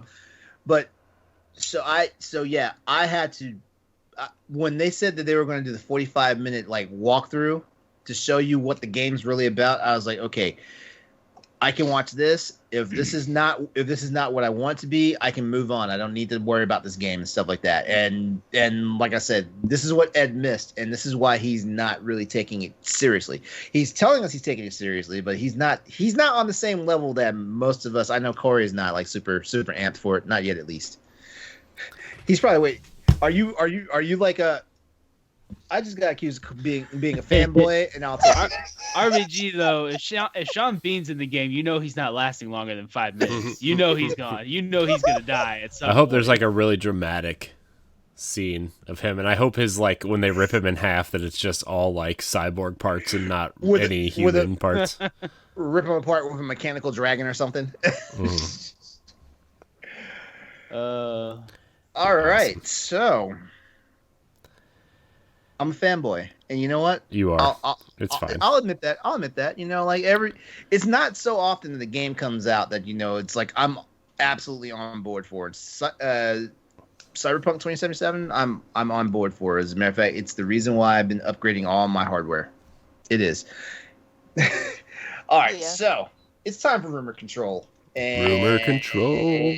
Yes, rumor control is we didn't have anything last week for rumor control, but I promise you we're going to bring it back this week, and we're going to speculate about the next Kojima Productions title that is being whispered about on the net. Austin, I'm going to let you go first. What do you think Hideo Kojima's next project could be? I could tell you that it's going to be a game about being a taxi driver in 1942 where whale people are trying to be accepted by the normal humans. And I could be right. I could actually be right. Because that's just the way that Kojima is, man. Like, you can't properly guess what it could be, and you can't not get it wrong at the same time. I mean, you can make up anything you want, and it's going to come out. And it's also a dating. It could be a dating sim. You know that game where you're supposed to date like the pigeons and stuff. That could have been a Kojima game for all I know. But yeah, I would love to see a horror game. I think everyone wants to see a horror game. Whether or not Sony gets the rights to Metal Gear and Silent Hill and all that. I don't think he needs Silent Hill. I mean, he's Hideo Kojima. He's one of the few up there with like Ken Levine where they can make whatever they want and people are gonna buy it. Yeah. People are gonna buy it. So I want a horror game. That's my go-to. But whatever he puts out, I'm gonna play it anyways. It doesn't matter. Is Levine retired right now? No, he's working at He's working on one, Okay. but it's one of those things where like I don't know. He can release it whenever he wants. Then they got like Irrational Games kind of turned into like this. It went from like a 200-person studio to like a 15-man team, and now it's called like Ghost something games or something. Something Ghost, maybe like Cloud and Ghost. I'll look it up. But I mean, basically, he's been rumored to make this game. People have known he's making this game for like the last 6 years or whatever, and just Ghost Story Games is what it's called. And I mean, right now he's got like a banner that's like very obscure. Like it's just who knows what he's working on. He's my favorite because BioShock is my favorite series of all time. But I mean, I just want to know what's next, man. I just want to know.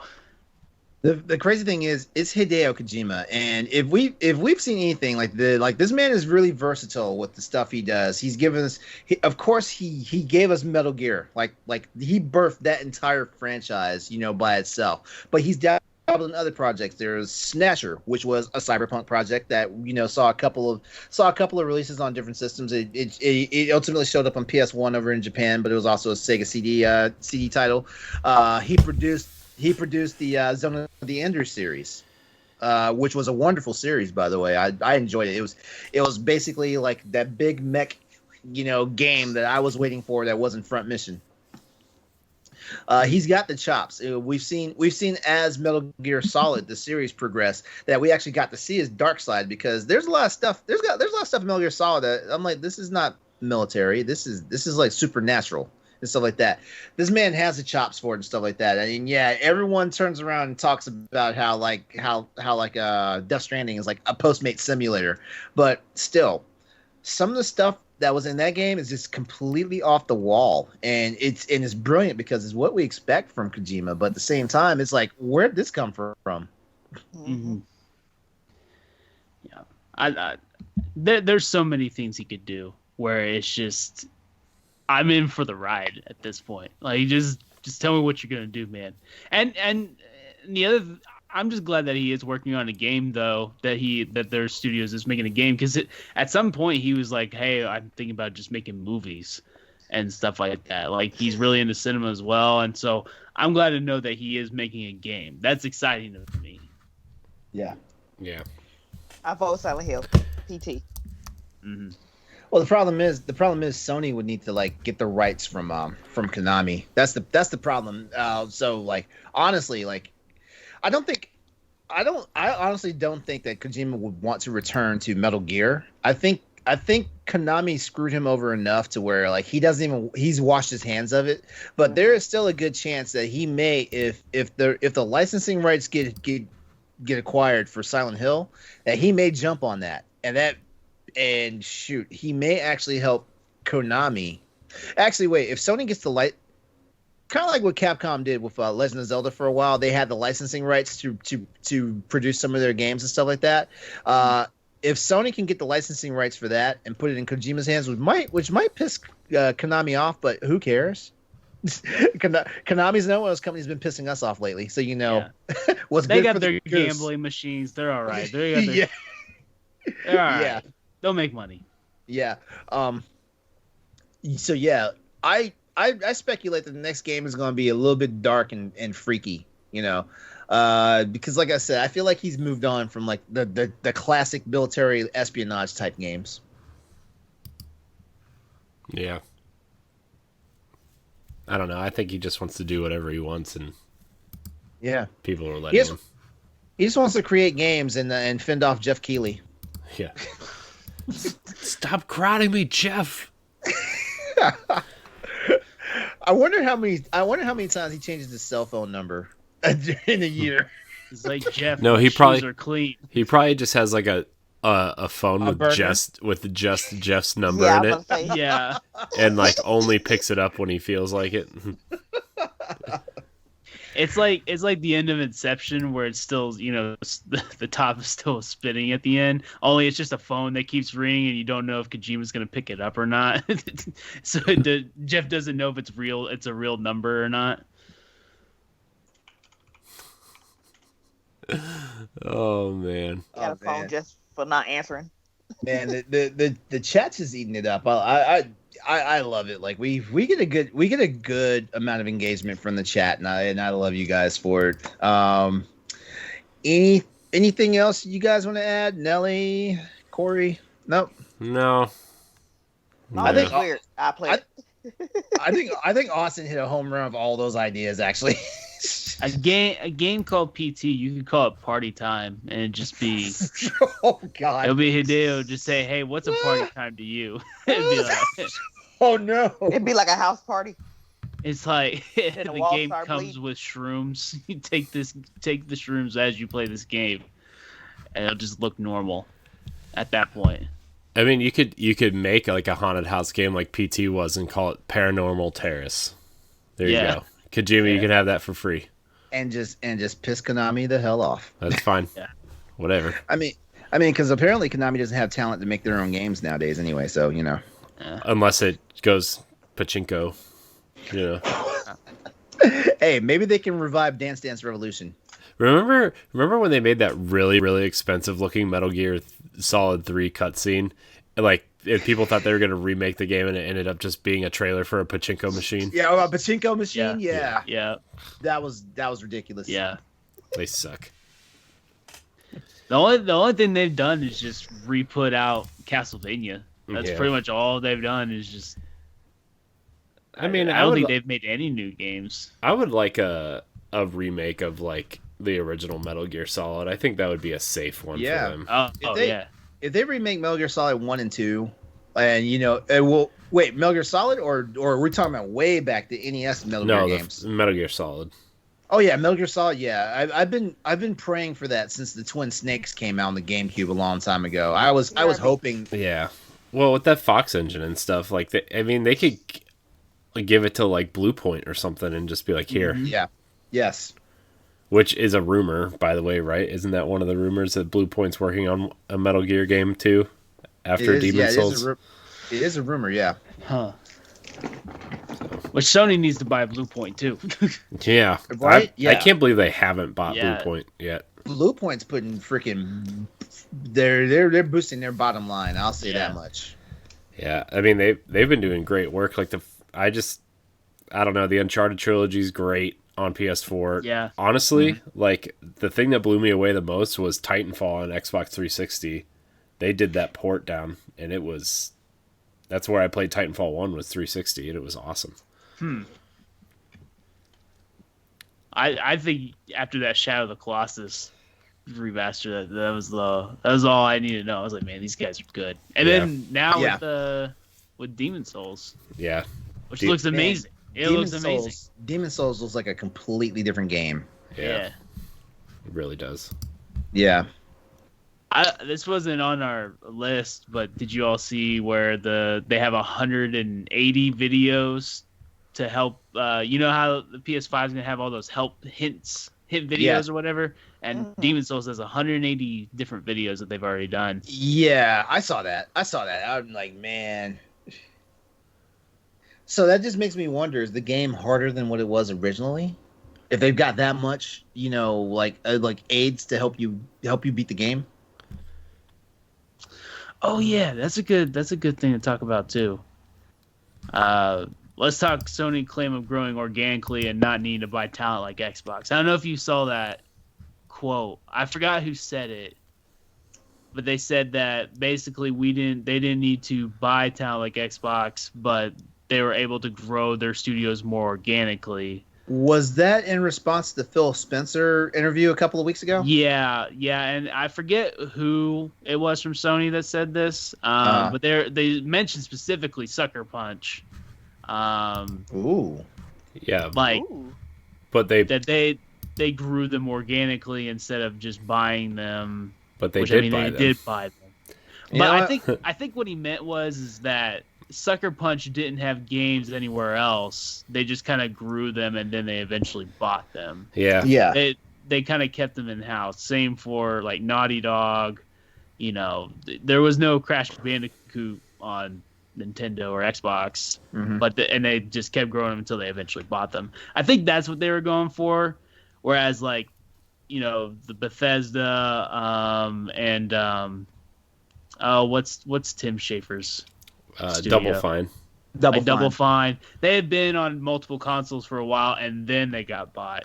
I think that's what they were trying to go for, but it got taken as a hot take or as a really edgy thing to say in the article. I mean, Microsoft they've done both, right? And so has Sony. Microsoft.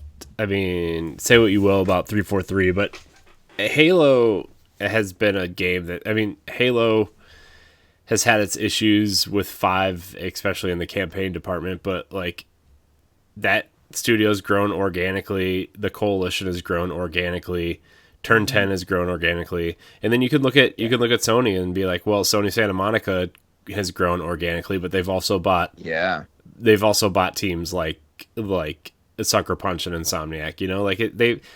They're just both making the business decisions that make sense for them. And right now, Microsoft's they can't live off Forza and Gears forever, so they need to get talent fast, and throwing money at a giant studio or whatever group of studios like Bethesda is how they're going to try to compete with Sony right now, because Sony doesn't need that, No. So, that's just my take on it. I don't think it was meant as a shot. No. Per se, but I think it was I think they were getting tired of being asked why aren't they making these big moves like Xbox, and it's because they didn't need to. Like that was that's why PlayStation kind of won this generation for the most part, is because they had the exclusives and Xbox didn't have as many exclusives. And now with this next generation, it looks like Xbox might have more exclusives than Sony. So depending on where all the games land. I feel like that's a conversation topic in its own. Like, what happened to Microsoft? Like, Microsoft had a lot of exclusives for Xbox and 360. Let me tell you what happened. Don Matrick happened. And he closed. Wait, what now? Don Matrick, the guy who was the head of Xbox before Phil Spencer took over. Yeah. And launched the Xbox One. Okay. And closed a bunch of studios, closed Lionhead, closed a bunch of support studios. Was the guy who closed Miss Walker? I remember that. Was Skeleton Jack? Don't bring up Scalebound. I'm still mad about Scalebound. Scalebound was also actually a game that was probably going to get me to buy an Xbox. Yeah. He and that management team, Microsoft was going to try to sell off the Xbox brand because of that management team, and now. I remember that. Yeah, and I feel like Phil Spencer has been really open about it. When he took over, him and the CEO of Microsoft had discussions of why they should keep investing in the Xbox brand, and this is what they're doing. Phil Spencer and his team, I feel like, have really almost done the impossible and kind of turned the ship around. Granted, it's taken 5 years to do, but we're finally seeing the fruits of that labor with, what Game Pass is becoming, what xCloud is, what Series X and Series S and PC ecosystems are trying to do, and, them putting games on other platforms when it makes sense. And, Sony hasn't really had that struggle this generation, so they're just doing what they're doing and being successful, where Microsoft has had to be creative and risky and all these other things, and this is where they are now. So, you could argue that Xbox has only had 3 great games this generation, right? If you Forza Horizon 4, Gears 5, and I couldn't even tell you another great game they've had. Sunset Overdrive, I guess. Sunset Overdrive is great. Sunset Overdrive, yeah. Did not get bought, but it's the best. Yeah. By the way, a Sony-owned IP now, so. Yeah. I'm waiting to see if They will. I bet they'll put Sunset Overdrive 1 back on, or do you think they'll go straight to the sequel? Microsoft has publishing rights. I bet that they will, to get it on a Sony platform, Microsoft will get some sort of cut from it because of that. Yeah. But, that's the nature of the sell. beast. Yeah. It'll sell to the PlayStation audience for sure. I think that, and another game too, Quantum Break, which was the game that Remedy did before. Yeah. Control. Yeah. I think those two games. say what you will about Quantum Break, that was an amazing game. Mhm. Like I almost bought an Xbox 360. Wait, that was 360, right? Nope, one. No, that was one. One. I almost bought an Xbox One for that, and then they turned around and said, "Oh, it'll be on PC too." I was like, "Oh, great! You just saved me $400." It's that I think those two games in particular came out in the the lowest of lows of what the Xbox One was, and they just came out at a terrible time to even remotely be successful. And that's partly on Microsoft and that leadership team, but again, I think they've done a better job of turning that ship around. And, I'm rooting for Xbox for sure because I love Phil Spencer. I think Phil Spencer's one of the coolest dudes. Phil Spencer he's one of the greatest. But it brings out competition. Like if Xbox didn't buy Bethesda and they didn't do all these big moves with all these different studios, then PlayStation could just make God of War sequel and a Horizon sequel and Spider-Man sequel and be cool, and that's it. But that to me is boring. I'd rather see what PlayStation else has up its sleeve, and we wouldn't get that if Xbox didn't make the moves that they're making now. Right. Mm-hmm. So, competition's good. Oh yeah, for real. Oh yeah, that's what it's about. Even if it makes me have to buy an Xbox just to play Elder Scrolls 6, because I will buy whatever machine I have to do to get on the Elder Scrolls. I'm hoping it comes to PlayStation. You can just buy a Game Pass subscription and an Xbox controller and play it on your phone.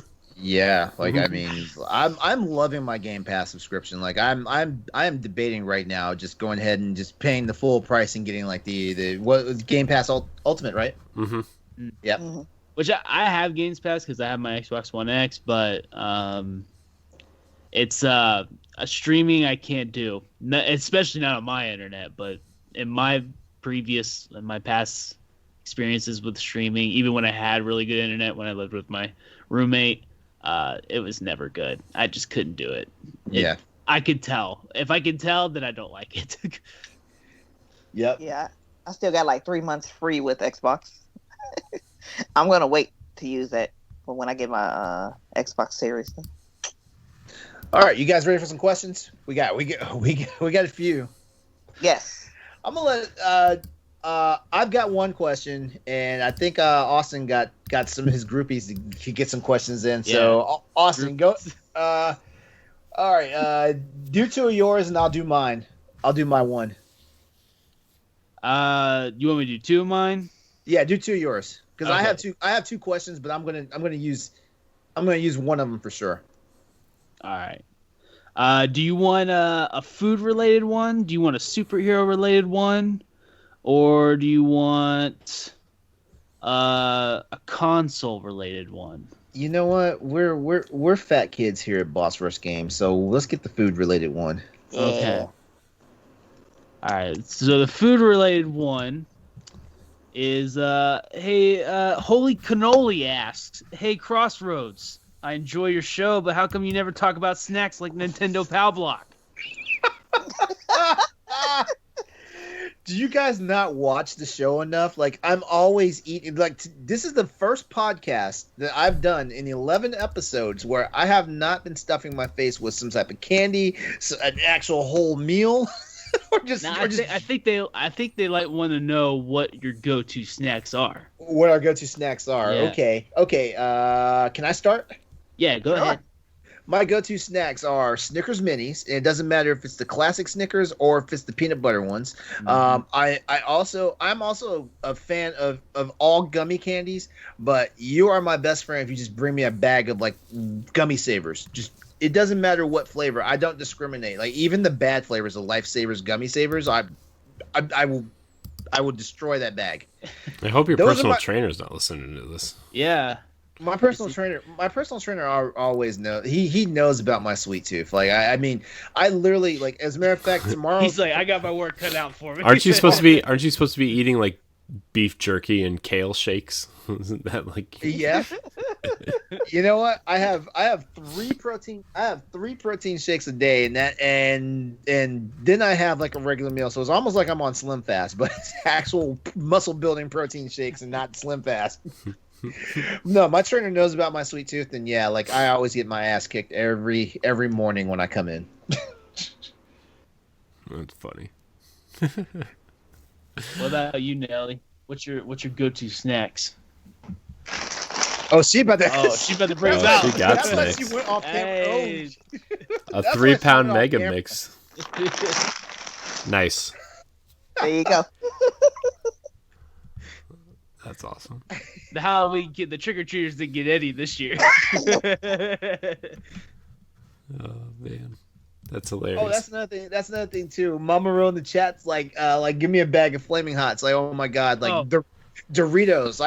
I would damn near sell my soul for the family size bag of nacho cheese Doritos.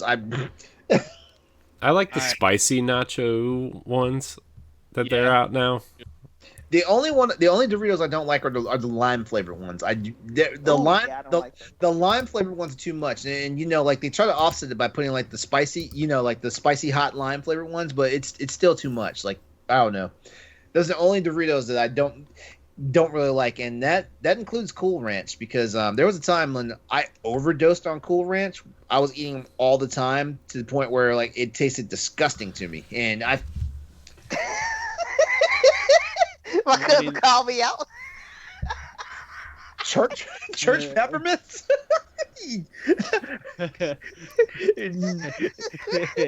Nellie, The body of Christ compels you, I guess. Nellie up in here being an old lady, old church lady. Where's your wig at? Oh, I gotta closet full. So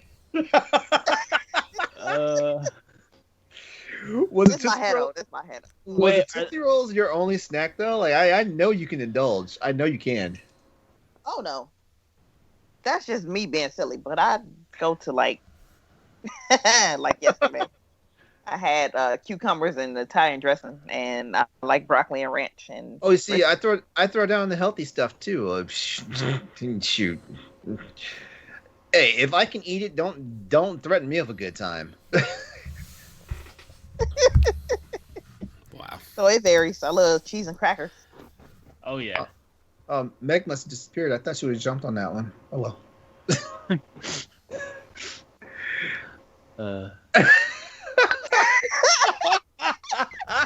I feel like 80% of the show is just laughing at something that nobody listening to this on audio feeds is going to ever see. Okay, over on Twitch, I just got accused of housing entire sleeves of Oreos, which that's a walk of shame I've taken before. Dude, like, if you put a whole huge pack of double stuffed Oreos in front of me, they're going to be gone if you don't take them away from me. I can't help it. They're just going to be gone. This lady of broccoli is ridiculous. When it comes to those just the mass produced cookies and stuff like that, Oreos don't stand a chance with me, and traditional Chips Ahoy cookies do not stand a chance with me. Like, you bring a bag in the house, it may not last a whole day. Yeah. And then I did that with Nilla wafers. I'll put Nilla down. wafers, Nutter butters, ginger snaps. I well, don't know about ginger snaps.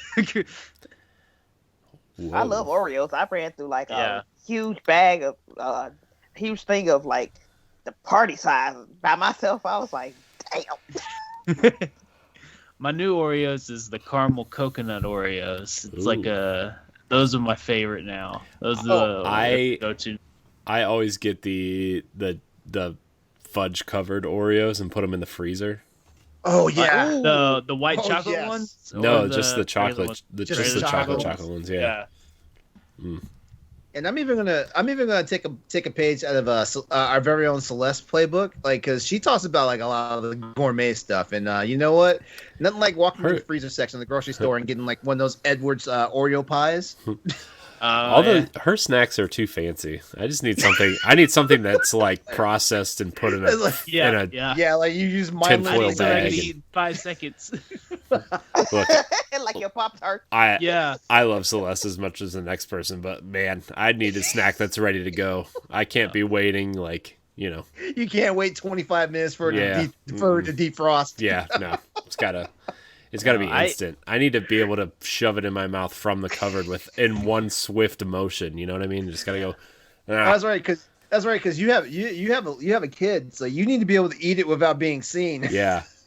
Yeah. You know how hard it is to hide a Twix bar from a 2-year-old? I go into the kitchen, and as soon as she hears the cupboard door open, you would swear there was like an NFL running back running in. Like, it's like those commercials with Von Miller. Yeah. Trying to tackle that one dude. Yeah. Like... she's just there. She's like, cookie, candy. Yeah. No. Austin, did you give us your food takes? I mean, yeah. I mean, I'm more of the salty, savory guy. I can only eat so many sweets other than Pop-Tarts. You know, I eat a Pop-Tart and Monster almost every day. Drink a Monster every day. Oh, jeez. Yeah, almost every day at work though. But it gets me going. What are you doing with your life, man? Man, work.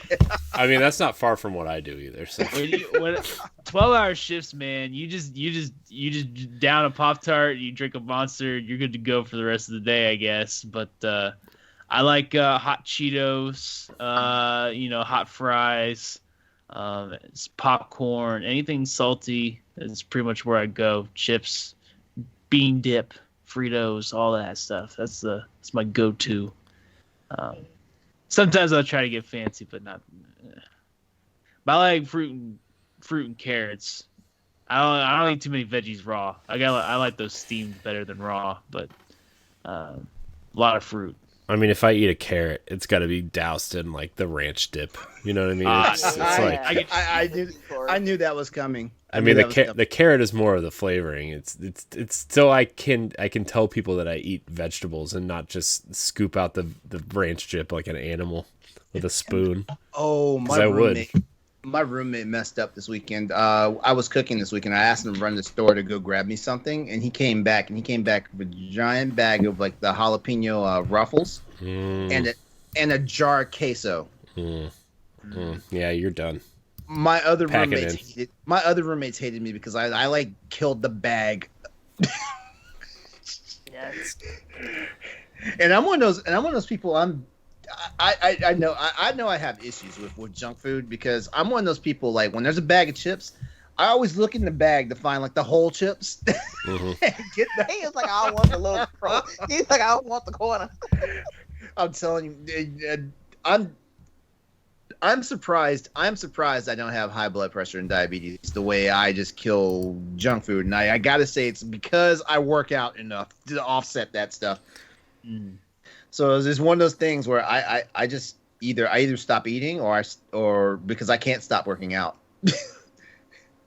Yeah, that's the only reason why I can eat the way I do, is just because I'm sweating 10 hours of the day almost every day. So it all works out. Oh, see, now they're talking about Mountain Dew in the chat. See, that's something I don't mess with. I can't even remember the last time I had Mountain Dew. I like Mountain Dew when it's a fountain drink. Like, bougie. I just got called a bougie snacking son of a gun in the chat. Mountain Dew doesn't give me the energy. Like, it doesn't do it. No. Like, I drink one, I'm like, oh, this does nothing for me. Yeah.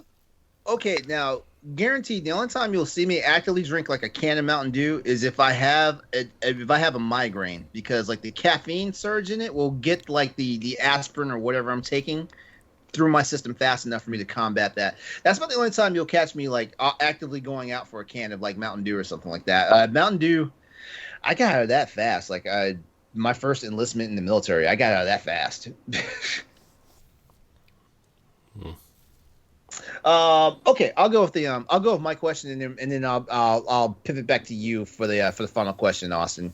All right, so Prowl 413 from Twitter asks, what are your guys' thoughts on Sony cease and desisting the company that was making the custom plates for PS5? We were going to talk about this a few shows back about the PlayStation, because it was a cool idea. If for you guys that don't know, the PlayStation was a what do they call them? Not third party company. What do they call them? Basically, it was aftermarket. Aftermarket Aftermarket mods. Basically, okay. You know how everyone's complaining about the PS5 being all white? Mm-hmm. Well, after they did the tearaway of the PlayStation 5, where they showed like the components and stuff like that, we came to find out that the actual outer shell is easily removable. So then comes this company along, the PlayStation, and they made swappable shells for the PlayStation. So yeah, you could have an all black PlayStation you want to. You could have a purple, red, whatever color you want and stuff like that. Well, there's a cool Arctic camo one they showed off too. Yeah. Well, it looks like this week Sony was like, "No, you do not release that, or we will come after you." That's so stupid. Like they should have just had a. They should have like, "Oh, that's a cool idea. Let's sit down and have a contract, and let's contract this out. Yeah. Let's work together to do this because there's money to be made there." Ugh. What boggles my brain behind this though is that you can remove the outer shell of the PS5 and your warranty is still intact because the shell itself does not pull off that little label that says that will void your warranty when it happens. So it kind of boggles my brain that Sony was quick to like shut these guys down, which makes me think that, you know, Sony had plans of their own to make these swappable shells, or they're going to wind up releasing more and more colors of the consoles, you know, a little bit later on following the launch. That's just my thoughts though. You know, I don't make these systems. I just play them. Yeah. I don't know why they didn't try, but it seemed like they were just like, maybe Sony has their own versions, their own ideas for it. It sounds like that they can make plates this easy that Sony might not even have to come out with special console editions. They could just say, "Hey, here's special edition plates or whatever." Mm-hmm. And now that they know someone else is already trying to do that, they'll be like, "Oh, well, we want this all for ourselves. We can do it." Yeah. I mean that is smart design though. Like you could get like a special edition of a game and it comes with the faceplates of the game or something. Yeah. You know what I mean? Yeah. Instead of just like. I mean, how annoying is it when you buy a console and then you see like a special edition one that you really want? And you're like, oh man, do I really want to fork out another $400 for this thing or trade in my current one for this? You know what I mean? Like that's so annoying. Yeah. So. Well, I'd really defile this parade for money. Of course I will. Wow. Sorry, Mr. Krabs reference. All right, Austin. Here's the final question. All right. Do you want a console one or do you want a superhero one? Well, I picked the food one. So let's let so Nellie or Corey, you guys pick this final one. Nellie can pick. Picking a console one. Okay. So it actually goes along with the faceplates, but what colors or this is Megatron Skittle? Yes, what color? What? Or who are these people? Yeah. Yes, what colors or special edition consoles would you like to see from the PS5? What colors or special editions? Mm-hmm. Okay. If I get a purple, plate, I'm good. We're on the same page.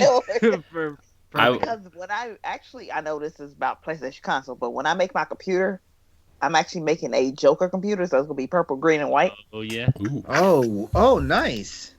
That's my best friend. He's making his car all Joker themed, so it's purple, green, white, and black. It's okay. You know what? He thinks that's a good idea, but here in Newport News, Virginia, we got a Joker that's running. We got someone running around with a car in that same scheme, and it looks ugly. Oh yeah, you gotta do it right though. Art is? It's I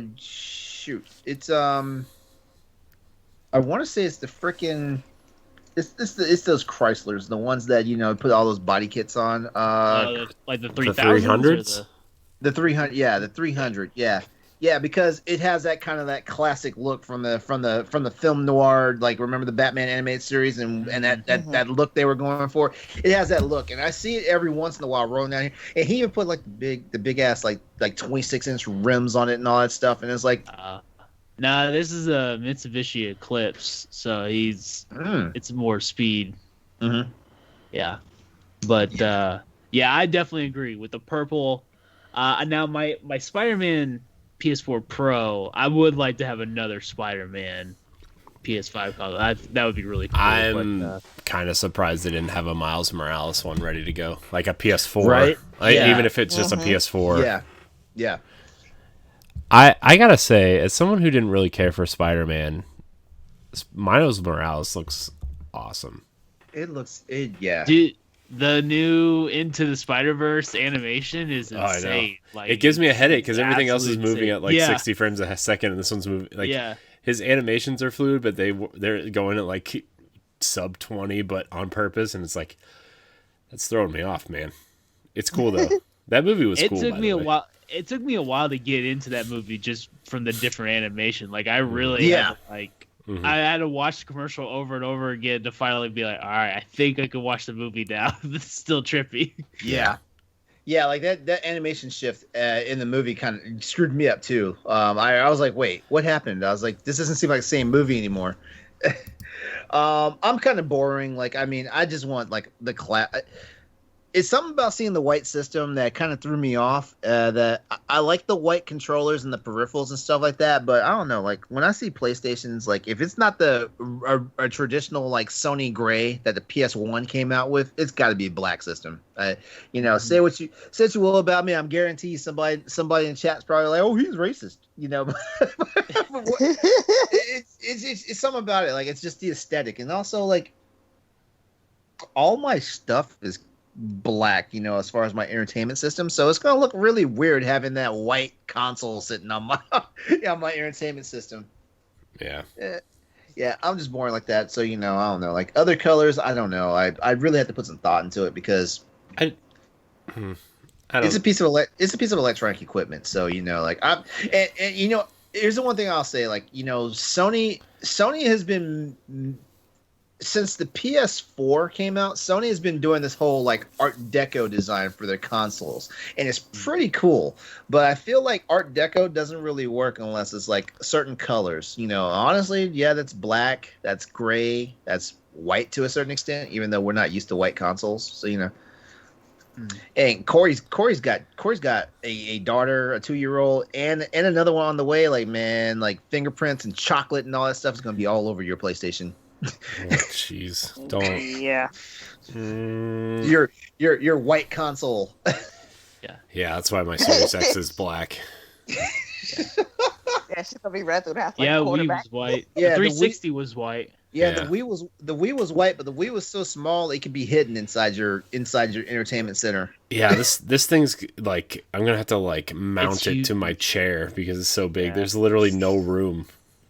There's no room. Like it's so big. That's like the only thing that bothers me about this console. Like, okay, the look, whatever.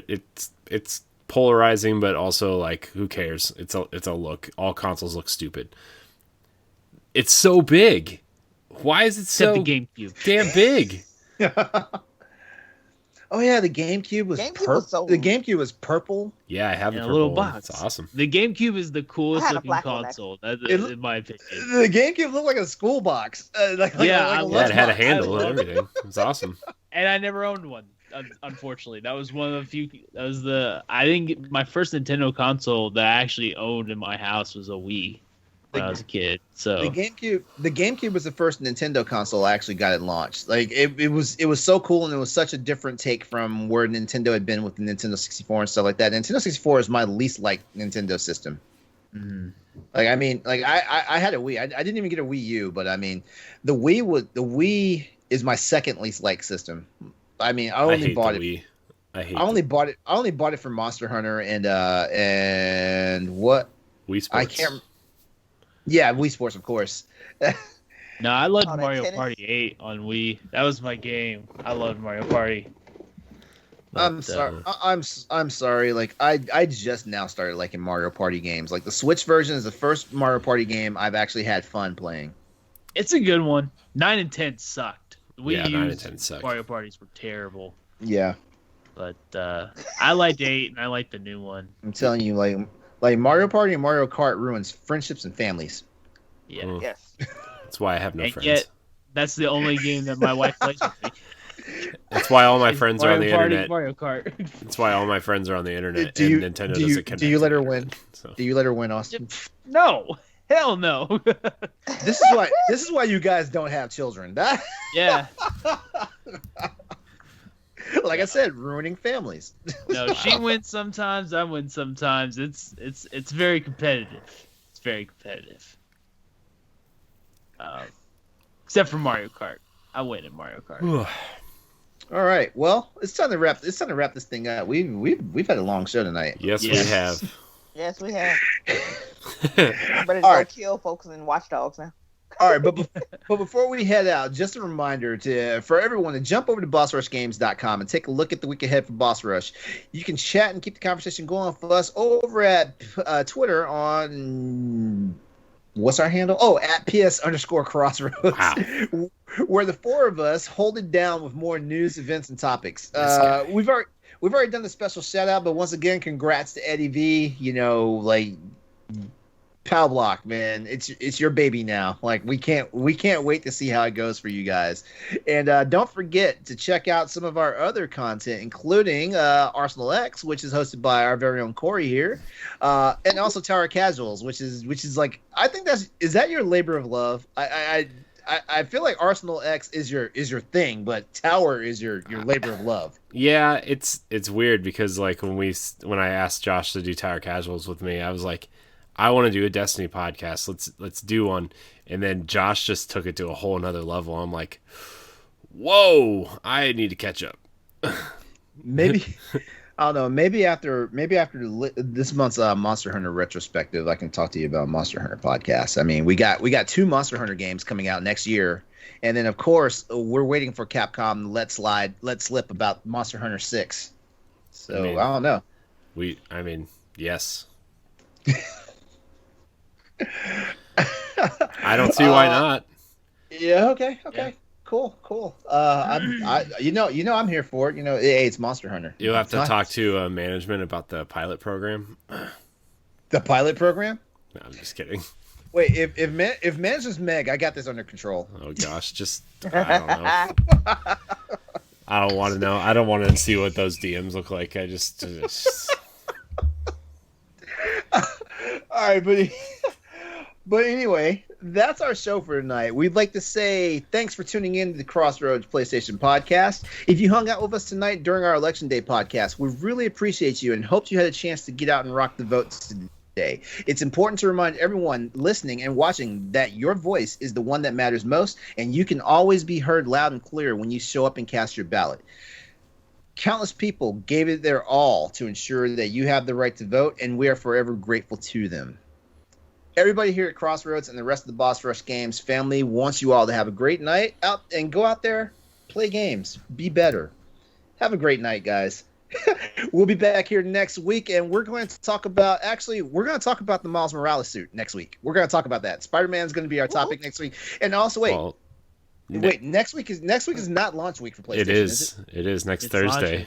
Oh, so yes, we need to get ready. Yeah. I know. And, I think we're gonna do like a special edition of Arsenal X next week at some point with the new consoles. I think we're gonna do an unboxing podcast next week, where we all just unbox our consoles on stream or on the show at the same time. Oh my god, I'm gonna have to tune into that because I just want to see the joygasms. It's only gonna work if we get the consoles on the same day though, because like some of us. We don't know if we're getting them on launch day. No, just open it in front of the person that doesn't get one, and just watch their sad face if they don't get to play with it. Yeah, you get plug it up. both sides of the story here. Yeah. Oh god, next week is launch. I need to see if I got confirmation of whether or not I'm getting one or not. I know for sure my roommate has secured one. So if anything, I will steal his. That's fine. It's like we live in the same house. Like it would just be in my room with my brand new sparkling television. 80-inch, 90. Yeah. 75. 75. I'm so jealous. 75. I acquired 5 more inches. 75. Don't blow it up bigger than it needs to be. Don't tease Megan like that, LeRon.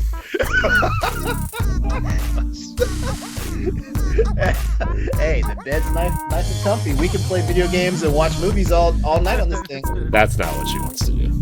Yeah. There's another joystick she wants to wiggle around. All right, I'm done. All right, guys, that's our show for tonight. Thanks for hanging out with us. Have a great night, and we'll be back here next week. Take care.